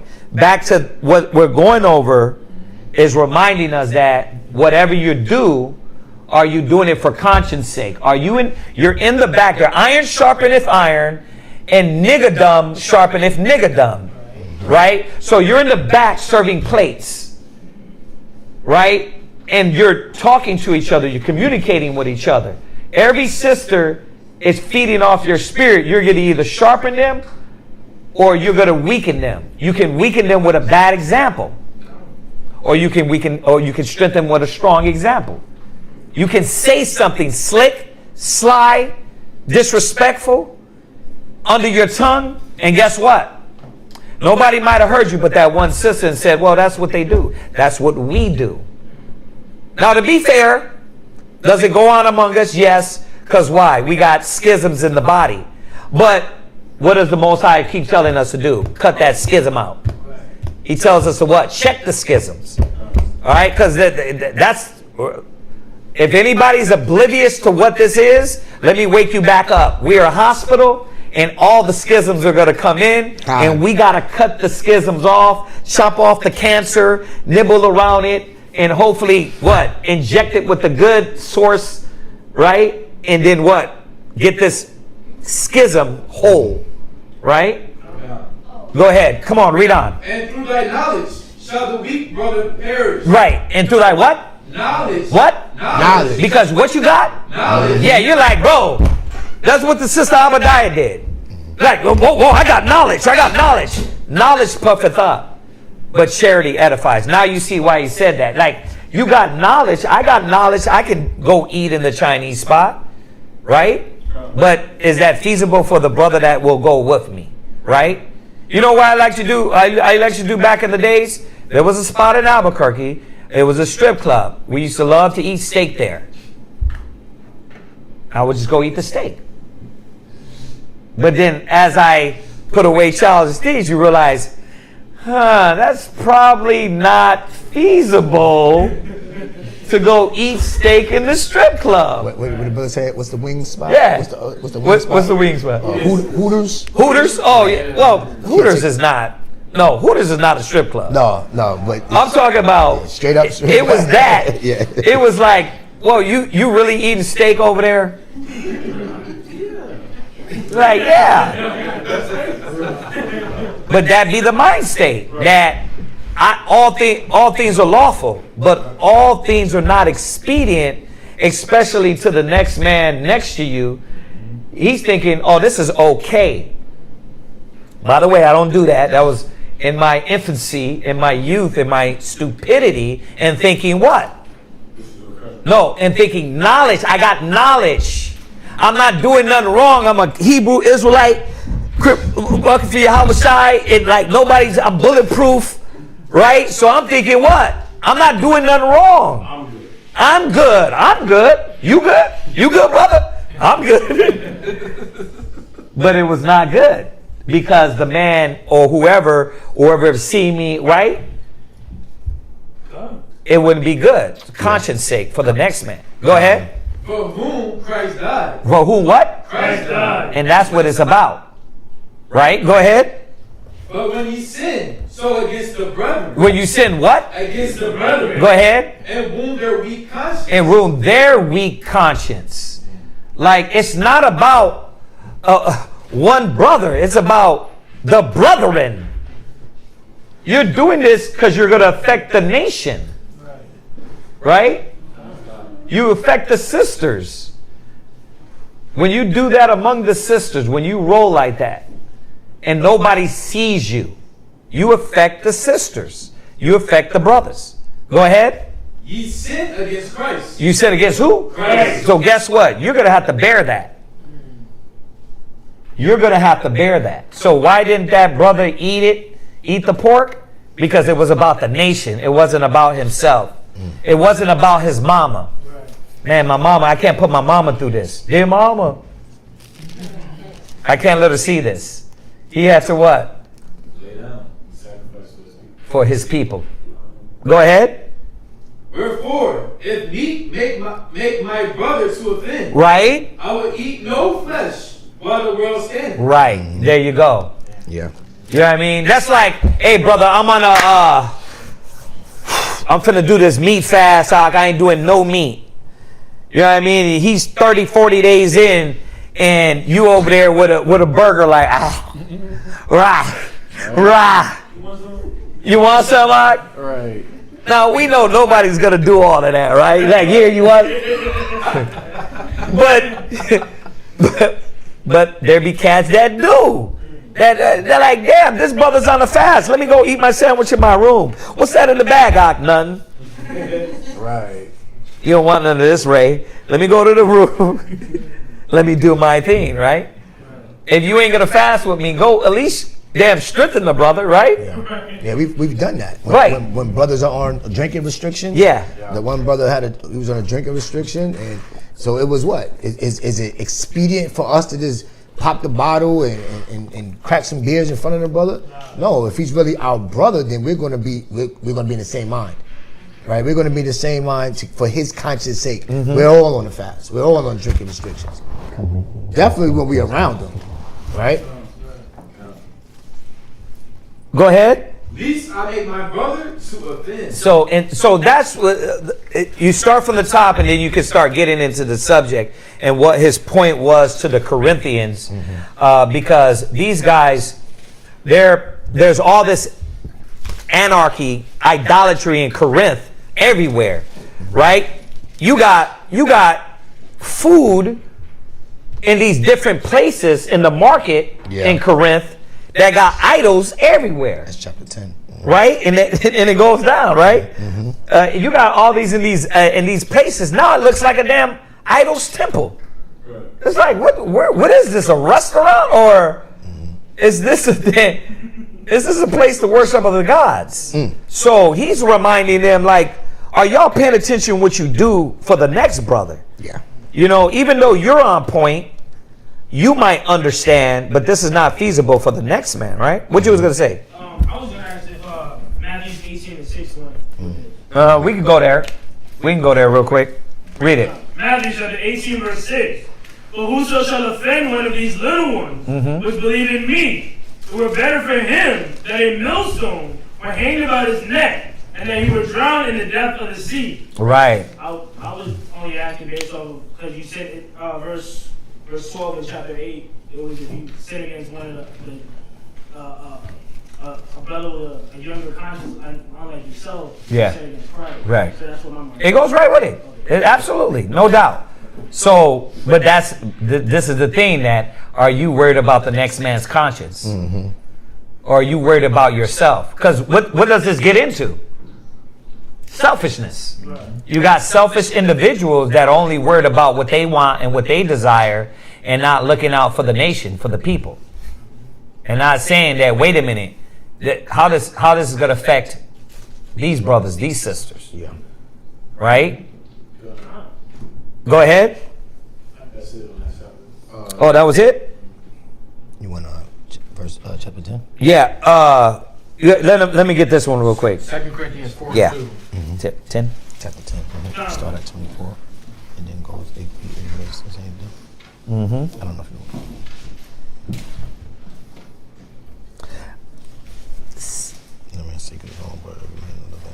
Right. There you go. 10. Yeah. 24. Okay. Go ahead. 2 Corinthians chapter 4 and verse 2. Mm-hmm. But have renounced the hidden things of dishonesty. Go ahead. Not walking in craftiness. Not walking in what? Craftiness. Go ahead. Nor handling the word of the Most High deceitfully. Go ahead. But by manifestation of the truth, commending ourselves to every man's conscience. Doing what? Commending ourselves to every man's conscience in the sight of the Most High. Knowing what is going to be good for this individual. This is why you have to be. You have to have judgment, justice, and equity. You got to have judgment, because if not, you're going to give too much to a person. You know how some brothers, you meet a new person, you want to just shove everything in their mouth. You want to give them all the word. Well, the scriptures tell you what?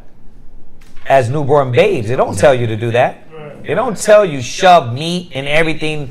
You meet this person, you just give them the whole Bible. There's no way they can stomach all that. Right. It says as newborn babes. When you feed a baby, who just shoves everything down their mouth?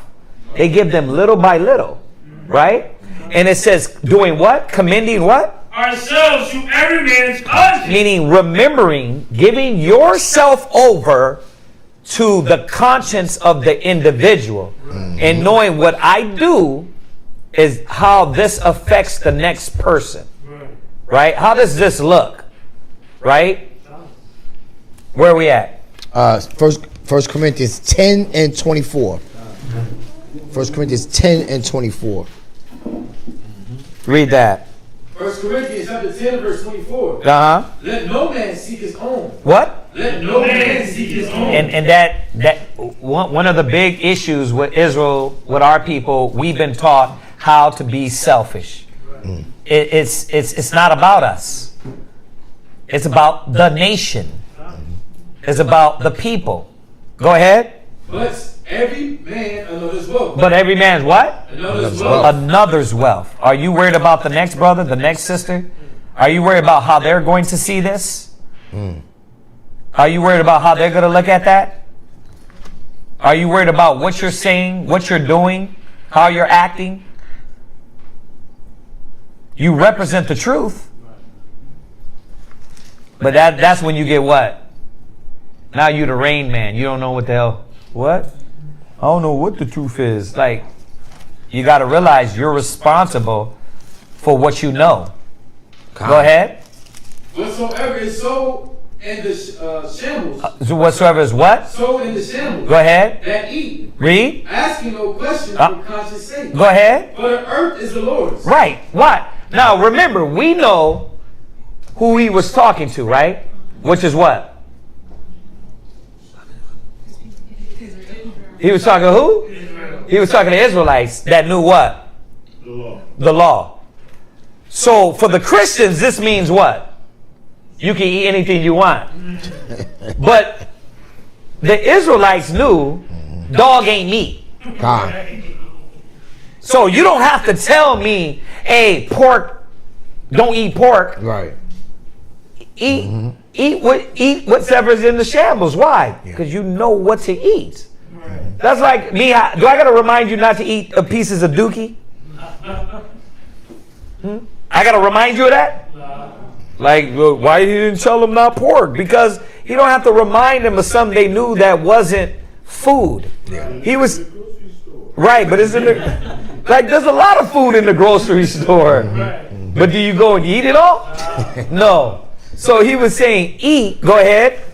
But if any, for the earth is the Lord, and the fullness thereof. Read. If any of them that believe not bid you to a feast, and ye be disposed to go, whatsoever is set before you, eat. Right, right. So I'm going to the feast. Granny has invited me over. Right. She's gonna lay this down in front of me.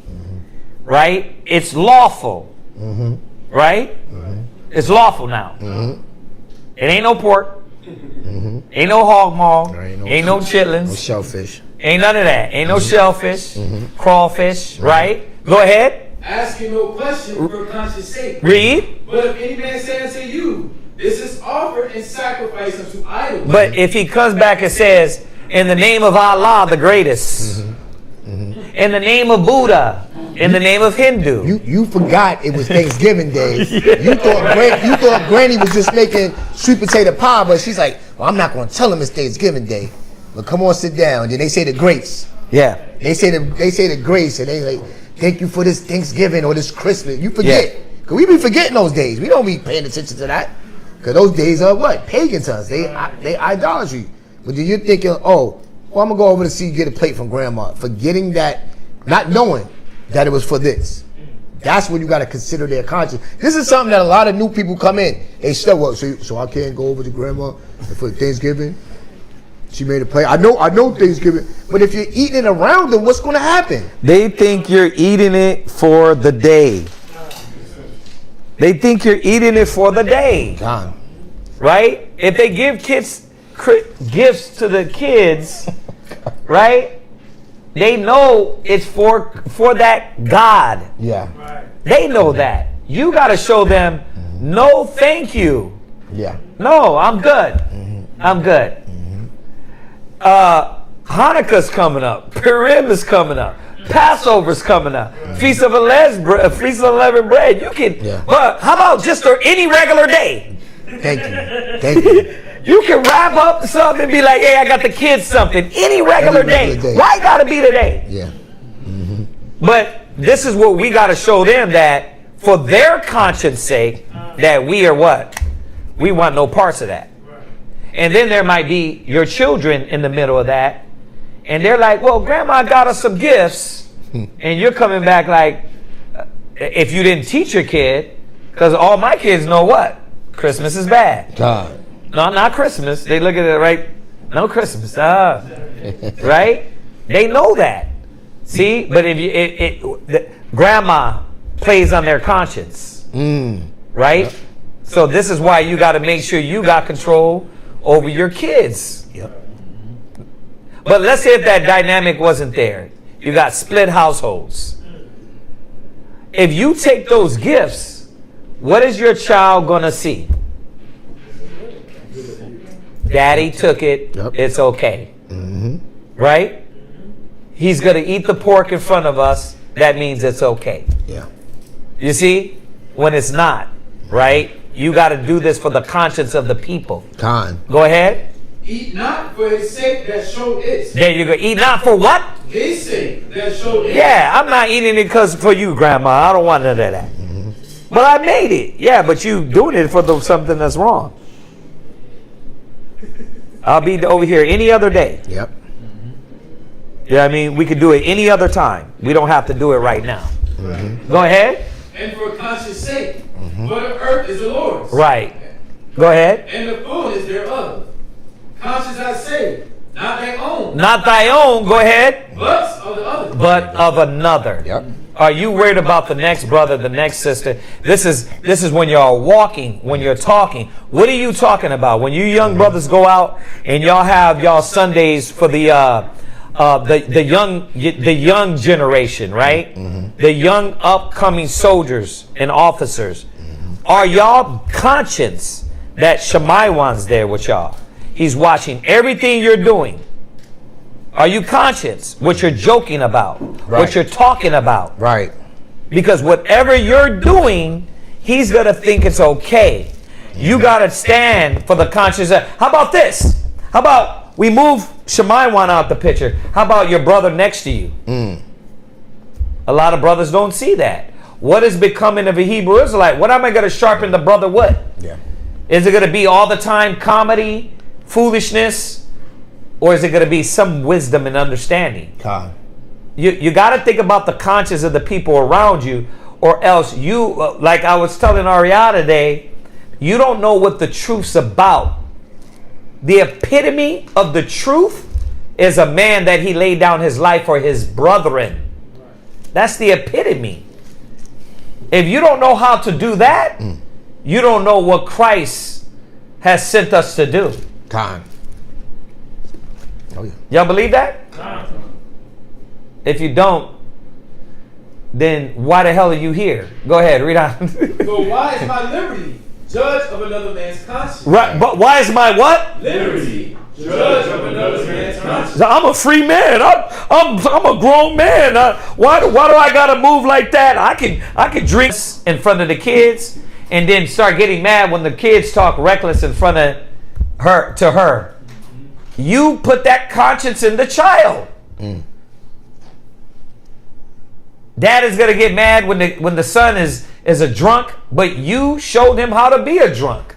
You didn't worry about the conscience of the child. You didn't worry about that. You worried about yourself. Go ahead. For if I by grace be a partaker. If by grace we're a partaker, go ahead. Why am I evil spoken of for that for which I give thanks? Right, and he's telling you the mind state of individuals. Like, that's how people think. Well, I ain't doing nothing wrong. You know, why are you looking at me in a certain way? I'm doing what's in the law. But are you? Because the scriptures say, be not excessive toward any. Right? You don't know the spirit of the law. So Paul was checking the carnality. It's consistent, y'all. Yeah. Paul was continue checking the carnality of who? Of our people that were Pharisees and Sadducees. Because remember, he was a Pharisee, so he knew the mind state. How that they were outward, it was outward work, but it was no inward. It wasn't about the truth in the spirit. It was about what? All for show outwardly. But I come here and I cook. If you come here and cook with a badass attitude, are you in the spirit?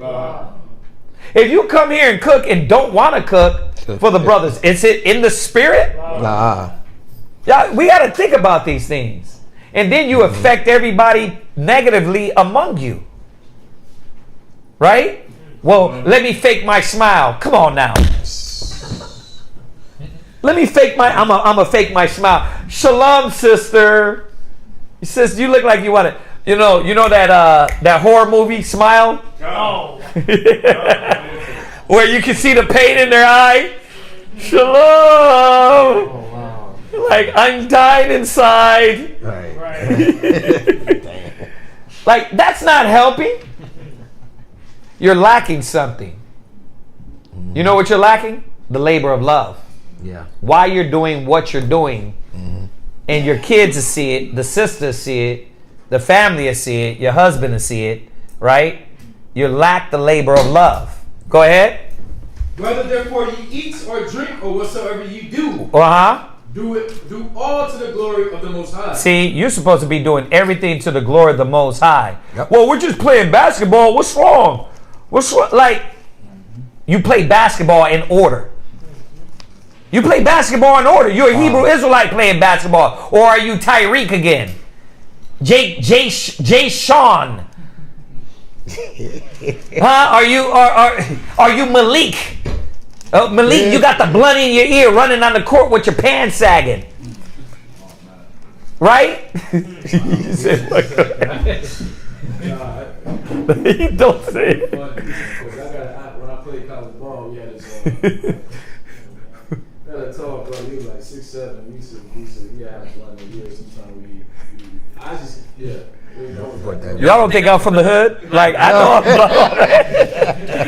Come on, we know what goes around. But that's what we function like.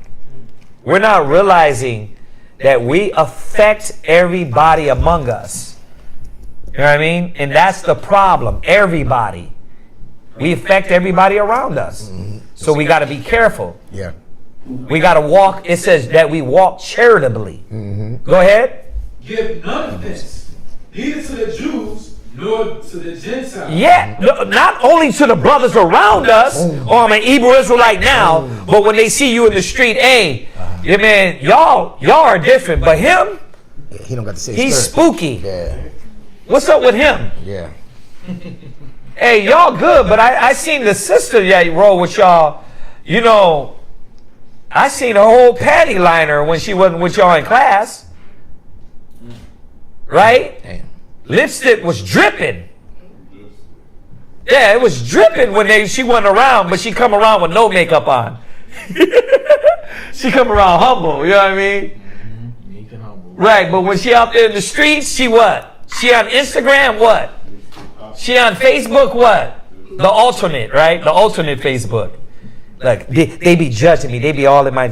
See, I don't need no brother or sister judging me. I'm going to go ahead and have my slave name, my Hebrew name, and my what? My internet name. Damn. What's your name? Sasha Fish. What alias? Right. Come on, man. Right. Go ahead, read. Nor to the church of God. Right. All right, go from there. Hebrews 10 and 24. This guy's is, come on. Hebrews what? You in the spirit. Go ahead. We had this talk today. Me and the brother had this talk today. Go ahead, read that. You know the cold. Hold on. Slot.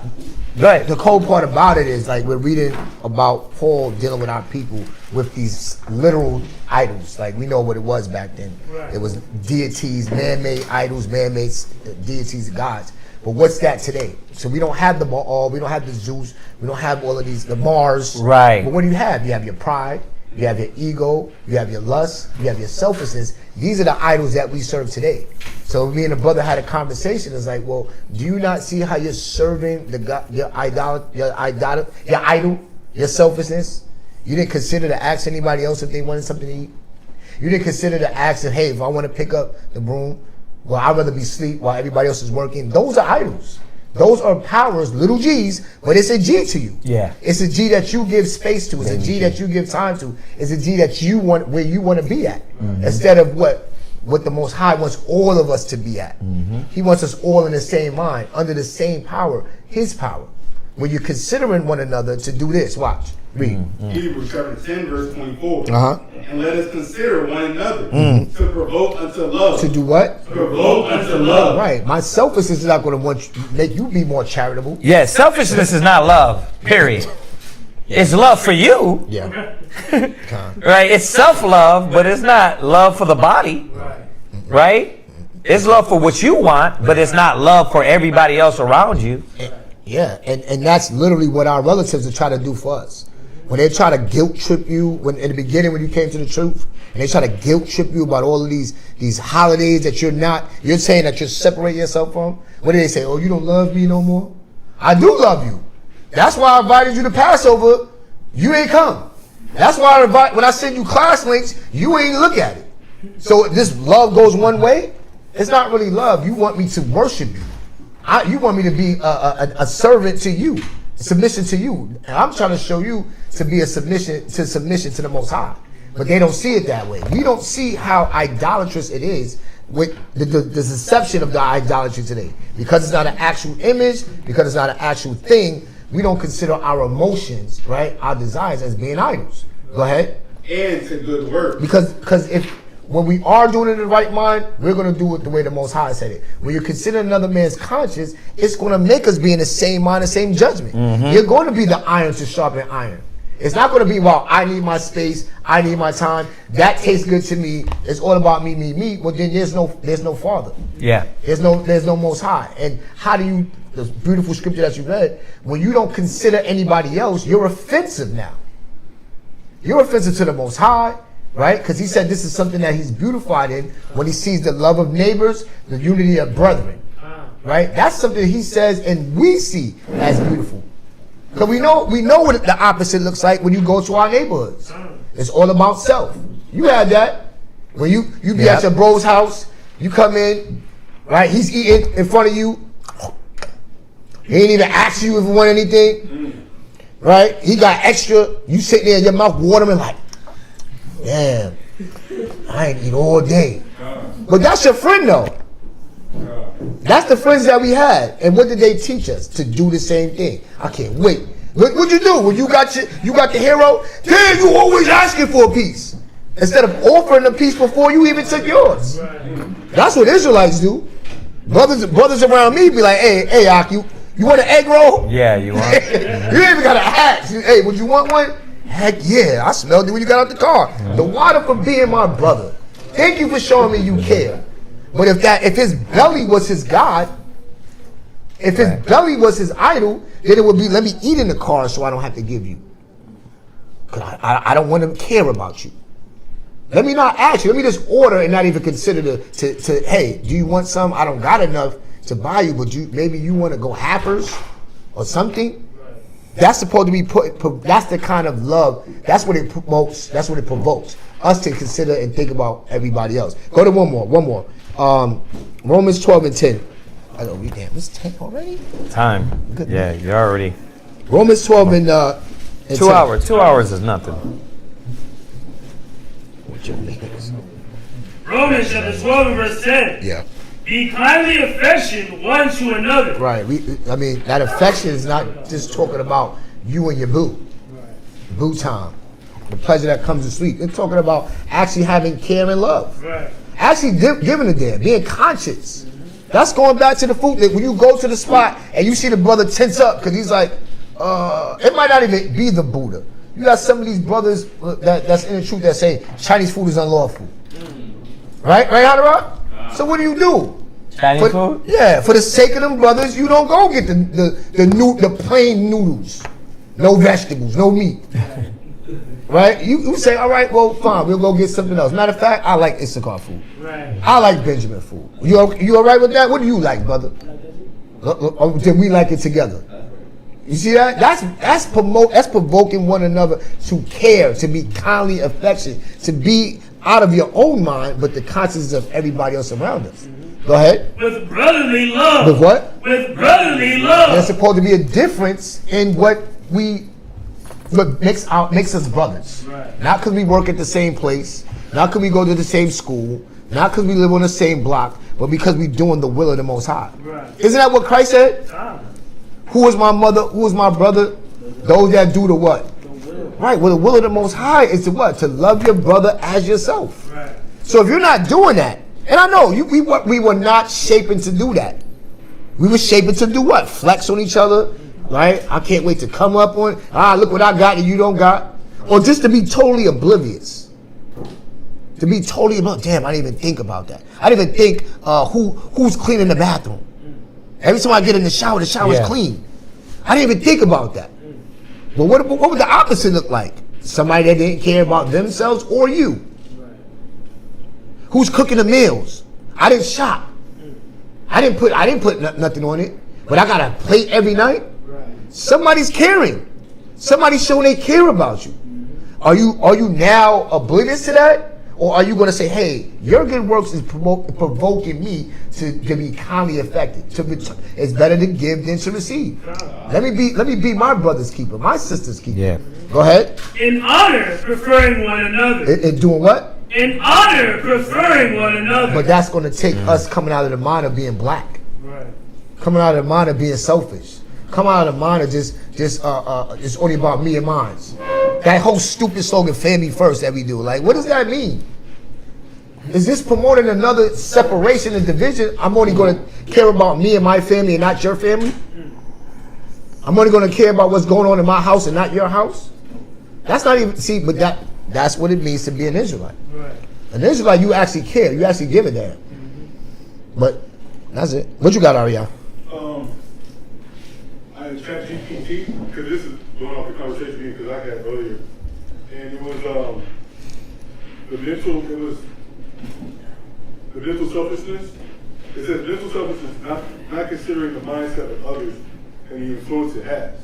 And so, going based off of what the scriptures was saying and everything that's being brought out, what we do affects the mindset of another person. So if you produce anger, That's why he said, conscience not my own, because you're messing with somebody else's conscience. right.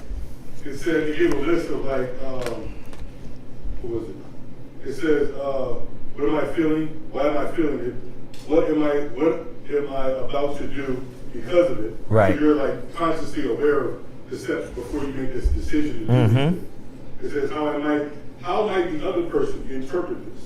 Right. What effect could this have on their mind? Yeah, I let you use the car, and you bring the car back. It's like 1 bar before E, right? But you were able to use the car. Somebody picked you up. Somebody dropped you off. You didn't have to pay the Lyft fee, the Uber fee. But how about you at least give again and say, hey, brother, sister, I don't have gas. Thank you. But when I get a chance, I definitely want to turn the favor. That's the kind of care and consciousness we're supposed to have. Courtesy. Courtesy, kind. It says, could my behavior provoke discouragement, contempt, confusion, or strengthening? Yeah. That's why I don't like to help people. That's why I don't like to lend out. Because what the scripture say? Because of other men's ill dealings. Like you think about like outside of, I was telling the brother, outside of what you're seeing right now, who lets you eat and you don't even put no money in? Who gives you a place to stay and you ain't paying no bills? Where do you get to live like that outside of what we're exercising? And it's with the point to do what? To provoke you to do the same. To learn the same thing. But our people are asleep. Our people are asleep. That's why it says know who you do good to. Yeah. Romans 15, 1 and 2, did I go with it? What, read it. Romans chapter 15, verse 1 and verse 2. It says, we then ought to, we then that are strong ought to bear the infirmities of the weak, and not to please ourselves. That every one of us please his neighbor for his good Yeah. to edification. Yeah, there you go. Perfect.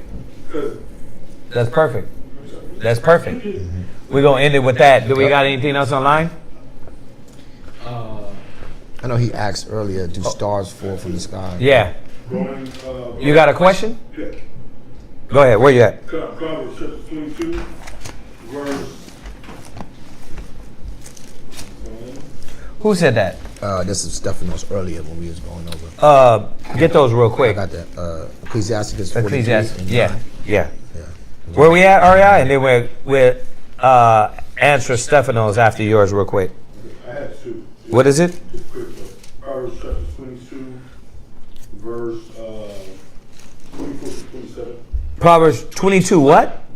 24 through 27. 24 to 20 through 20 to 27. Go ahead. Read Proverbs chapter 22, verse 24. It says, make no friendship with an angry man, and with a furious man thou shalt not go. Right. So it's telling us if anger rests in the bosom of fools, and you're a companion of a fool, what are you going to be? You're going to be a fool. Now, if you're a companion of an angry man, what is this angry person going to get you into?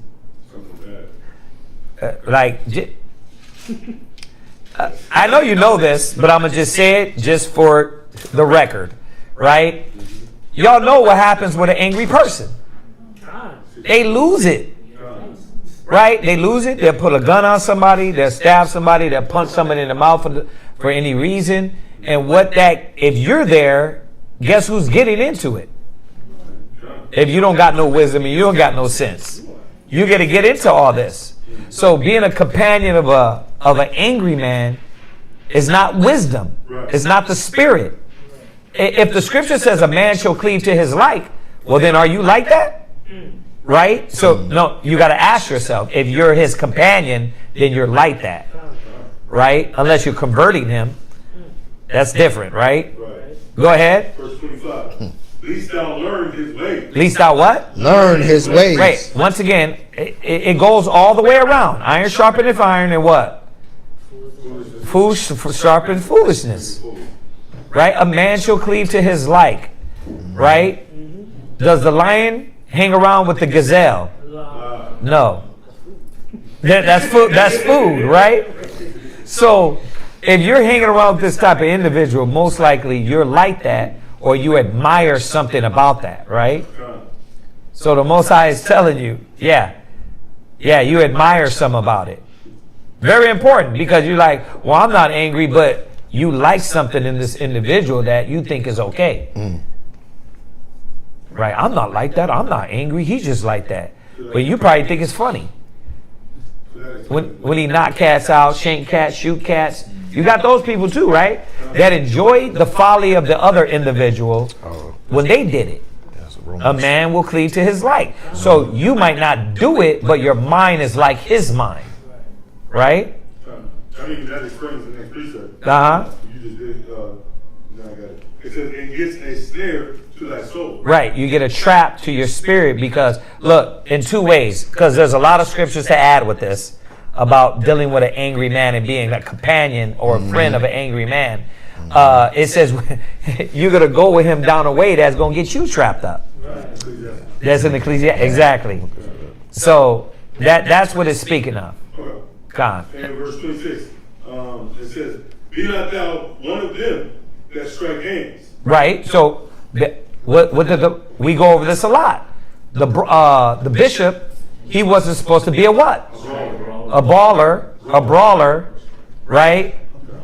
If I had a girl, he wasn't supposed to be a what? A brawler. Go ahead.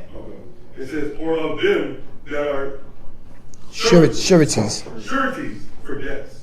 Right. So surety, someone that takes on a debt. So you just taking on these debts, right? The scriptures tell you to watch and know what debt you taking on and who you're taking it from. So if you're just taking on debts, come on now. You probably what? Like if you just like, I'm gonna go ahead and max out the Chime. I'm gonna go ahead and max out the Capital One. The Capital One. You're taking loans and loans and loans. What? This person what? Doesn't know what? A person that does that and doesn't hold to responsibility is what? Is what? Is irresponsible.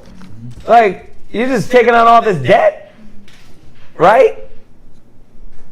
You're not a responsible man. Yeah, you going around like, yeah, let's make a deal. Let's make a deal. You shaking hands, making deals, but then you defer to pay it. Like you can't be trusted. You can't be trusted. All right. What was that it? Verse 27. I mean, you basically explained it without you was on there. Go ahead. It says, if thou hast nothing to pay, right. Why shouldst thou take away thy bed from under? Right. Exactly. So there you go. Like you, like you get your bed repoed. Gonna be making deals. Right. So yeah. Hey, look. And we know the devil knows how to put us all in debt. You know what I mean? The first thing he do is they tell you to build your credit with credit cards, right? So now you get in debt to build your. Esau created the system to do that. But all right, was that it, Arya? No, second one, last one. Okay, what else? Mark chapter 7, verse 10 to 12. Mark 7. Yeah. Go ahead. It reads, Mark chapter 7, verse 10. For Moses said, honor thy father and thy mother, and whosoever curses his father or mother, let him die to death. Verse 11. But ye say, if a man shall say to his father or mother, it is Karban. So what that was it was a way for you to relieve yourself of the duty to your parents. We're going to give you this. I'm going to give you this, mom or dad, in place so I don't have to fulfill this honor thy father and thy mother. Right? So it was them relieving themselves. I know it sounds crazy as hell, right? How do you do that? It's like emancipation. Like right. It's like divorcing your parents, emancipation. Yeah. But like, I'm going to give you this and relieve myself of my duty to my parents. So that's what it meant by korban. Okay. Right. Yeah. Did you look it up in Greek? I didn't get a chance to. Yeah. You look it up in the Greek. Korban. It is. a gift offered or to be offered to the Most High. Right. Yeah. Later, Yeah. it says it in the verse 2. It's go down. It says, it is to say, a gift. Right. By whatsoever thou mayest be profited by me. Right. There you go. He shall be free. He shall be free. Like, I'm gonna give you a gift to be free from this. That's insanity. That's crazy. But we're in a time that you can emancipate your parents, so it's not crazy, right? Right. It makes sense. They were doing it back then to try to get out of that. They're doing it now. So that's what he's saying, that form of korban is the same as dishonoring your parents. Yeah. Okay. Exactly. You dishonoring the law, which is honor thy father and thy mother. Because you're trying to find a loophole to lie your way out of that particular. The duty to your parents. Yeah. It's like what we were talking about the other day. Like Esau has us so divided that you're looking at a certain, like when your mom or your dad gets old, let's just put them in a home. Instead of doing like the nations, what do? They make an extra room in the house for mom or dad. They take care of mom or dad, right? But they're teaching us what? Nah, don't worry about your mom or dad, right? It's good to know that, because when the scriptures say, who is my mother and who is my brother, but those who do the will of the Father, it doesn't mean that, and we've taught this from the beginning of you walking in the door, we never said, that don't mean go dishonor your parents. That don't mean that you disrespect, like mom calls you, that baby, I need for groceries. Mom, you're wicked. You ain't getting groceries, mom. Like, very important to understand. You still honor your father and your mother. I don't got to go sit over there for Christmas, Halloween, and Thanksgiving.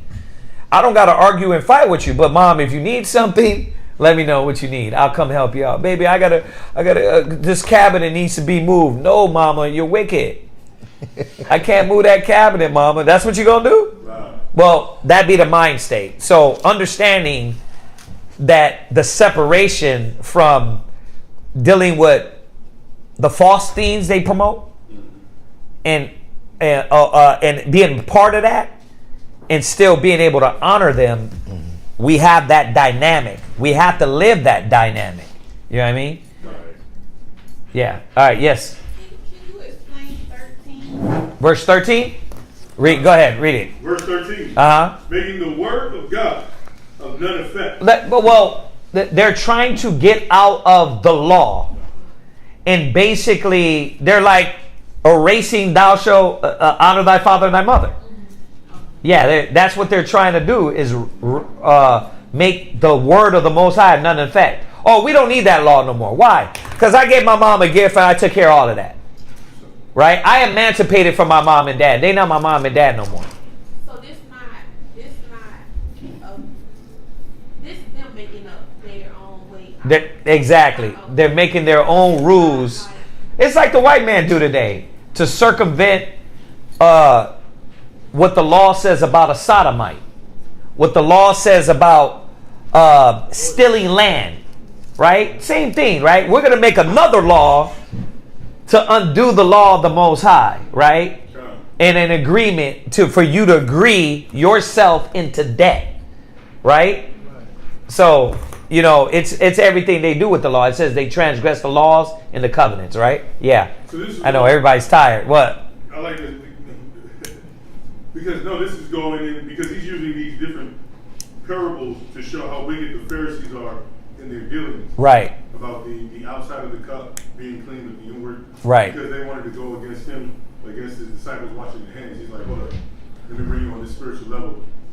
You're going like this route. Yeah, you're worried about me washing your hands, and you guys are breaking all these laws that you say you keep. Right. Right. Yeah. All right. Yeah. They also are subverting the blessing part of it when it says, "Honor thy father and mother, that your days may be long upon the earth." There you go. They're subverting that, saying, "I'm gonna give you this one-time gift, to be clear from, treating you with honor or respect." Or coming around to see you on holidays or whatever, right? But thinking I'm gonna still get this long days. Yeah, the curse. You received the curse, right? What was the curse? You don't do the law, you what? Die. It's like Israel was ignorant. You're breaking it, right? Yeah. Yeah. I'm just thinking, why would they even want that circumventing in the first place? Because when they get older, they have children. When they want their kids to take care of them. Exactly. Yeah. Yeah, exactly. All right. Was that it? I think there's one more question. I don't know if we answered it. What? It says, can abstract concept, have we answered that already? Can what? No. That was up. Can what? It says in abstract concepts, achievements or milestones that people obsessively pursue to define their worth, be considered an idol. You said obsessively? If it's carnal, if you're pursuing the carnal things, can it actually? What was the last part? She said obsessively pursue To define their worth. Right. Okay. So, if you're chasing something carnal to define your value, how is it gonna make you valuable when it's carnal? Like, so chasing carnal things is not gonna make you valuable, right? Let's bust it down to something simple, right? A woman shows her value by putting her booty on display in this world, and her breasts, and showing her body on social media. Does that make her valuable, or did it lessen the value of the woman? Like, because men now, they broke the algorithm. They won't marry. They won't marry you. So what do? Smash and dash. Right? So let's think about it. When you say abstract, you're thinking carnal, physical, the things in this life. Go to Romans 8:6 real quick, just on her statement.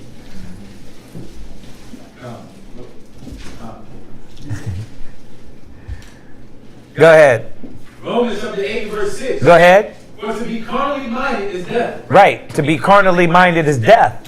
So how is it that the carnal or the physical or I like the word you use. It was very poetic. The abstract things in this life, the pursuit of these things is not going to bring us into give us a spiritual connection and longevity. It's not going to happen. If that was the case, it would have already been done. Right? All the rich, when they achieved all these milestones in this life, I was telling y'all a few weeks back, Brad Pitt started to talk about how basically he was a drunk and how he was going to commit suicide. And you're thinking like, this is Brad Pitt, the macho man, right? Right? Fight Club. Right? This guy makes all this money. But think about how many milestones you think that he achieved. Right? Oh, how about today? Dolly Parton died the other day. And she's like, they said on the radio and TV, she got her wings. I'm like, really? Oh, man. Like her red wings? Like, what wings did she get? I'm like, first of all, why did Dolly Parton make it into the kingdom of heaven? Somebody help me with this. She gave money to poor people. Bruh. She's a philanthropist. That's what they say. Because she had big boobs? Because she sang well? Like, what determines that? You know, where? Because when we look at Dolly Parton, did she do something for the hood or something? Did she do something for the Lord? Right. Did she do something for the Lord? Right. Did she establish righteousness on the earth or something? But this is what they value people by their great music. He was a great actor. Right. He brought so much to the silver screen. Mm-hmm. Right? That doesn't that doesn't bring value. God. What brings value is you doing the will of the Father. Give me Ecclesiastes 12:13. Read that one more time. For to be carnally minded is death. To be carnally minded is death. the pursuit of the carnal will only bring death. Right? This is why people tap into drugs. They tap into these things of this life because they cannot have any mental and spiritual escape. And got nothing, no true achievements in the spirit. Right. So what do? They tap into the things that numb the flesh. I gotta numb myself to reality because I can't live in the moment. So I'm gonna smoke this damn blunt till my lips are black as hell. And then when I'm not in the moment, for that what? How long that high goes? Somebody tell me. You can just be high. Right. God dang. So what happened? When does the high come off? Not no more. But you still having withdrawals. Eventually you'll feel like that. You'll find. Yeah. But if you tapped out, then you it's gonna wear off kind of quick. It's gonna wear off, right? Yeah. What do you mean? You stop smoking? Yeah. You smoke a lot and you don't have no weed for like maybe an hour. Yeah. Yeah. It's gonna wear off. It's gonna wear off, right? Yeah, but to somebody that don't smoke weed like that, and they smoke weed like for the first time, they might be high for 3 days. Yeah, and then what happens after the 3 days? Bills are still there, problems still there, the uncontrollable emotions still there, the undisciplined lifestyle still there, the lack of focus is still there. Like all these things is still there. That's why it says to be carnally minded is death. Like whatever did we tap into the flesh and say, you know what? This has made me the top 100. The most achieving like what did you do? Somebody teach me. Somebody show me. That what did we do in the flesh that was like, you know what? Y'all wasted my time here. I'm gonna get back to this. What? Right? Because how many of us in here gave up the blunts? How many of us here gave up the drinking? How many of us here gave up the pills? How many of us here thought it was going to be the anime? That was going to numb your life. You were going to zone out on anime. And you were going to be Zorro when you got 30. I don't know. He just seems gay as hell. I don't know. Zorro. Look, you see this? You see this shit? You see this? Anarchy! See what happened? I'm gonna get stole him! Right. I got one on here.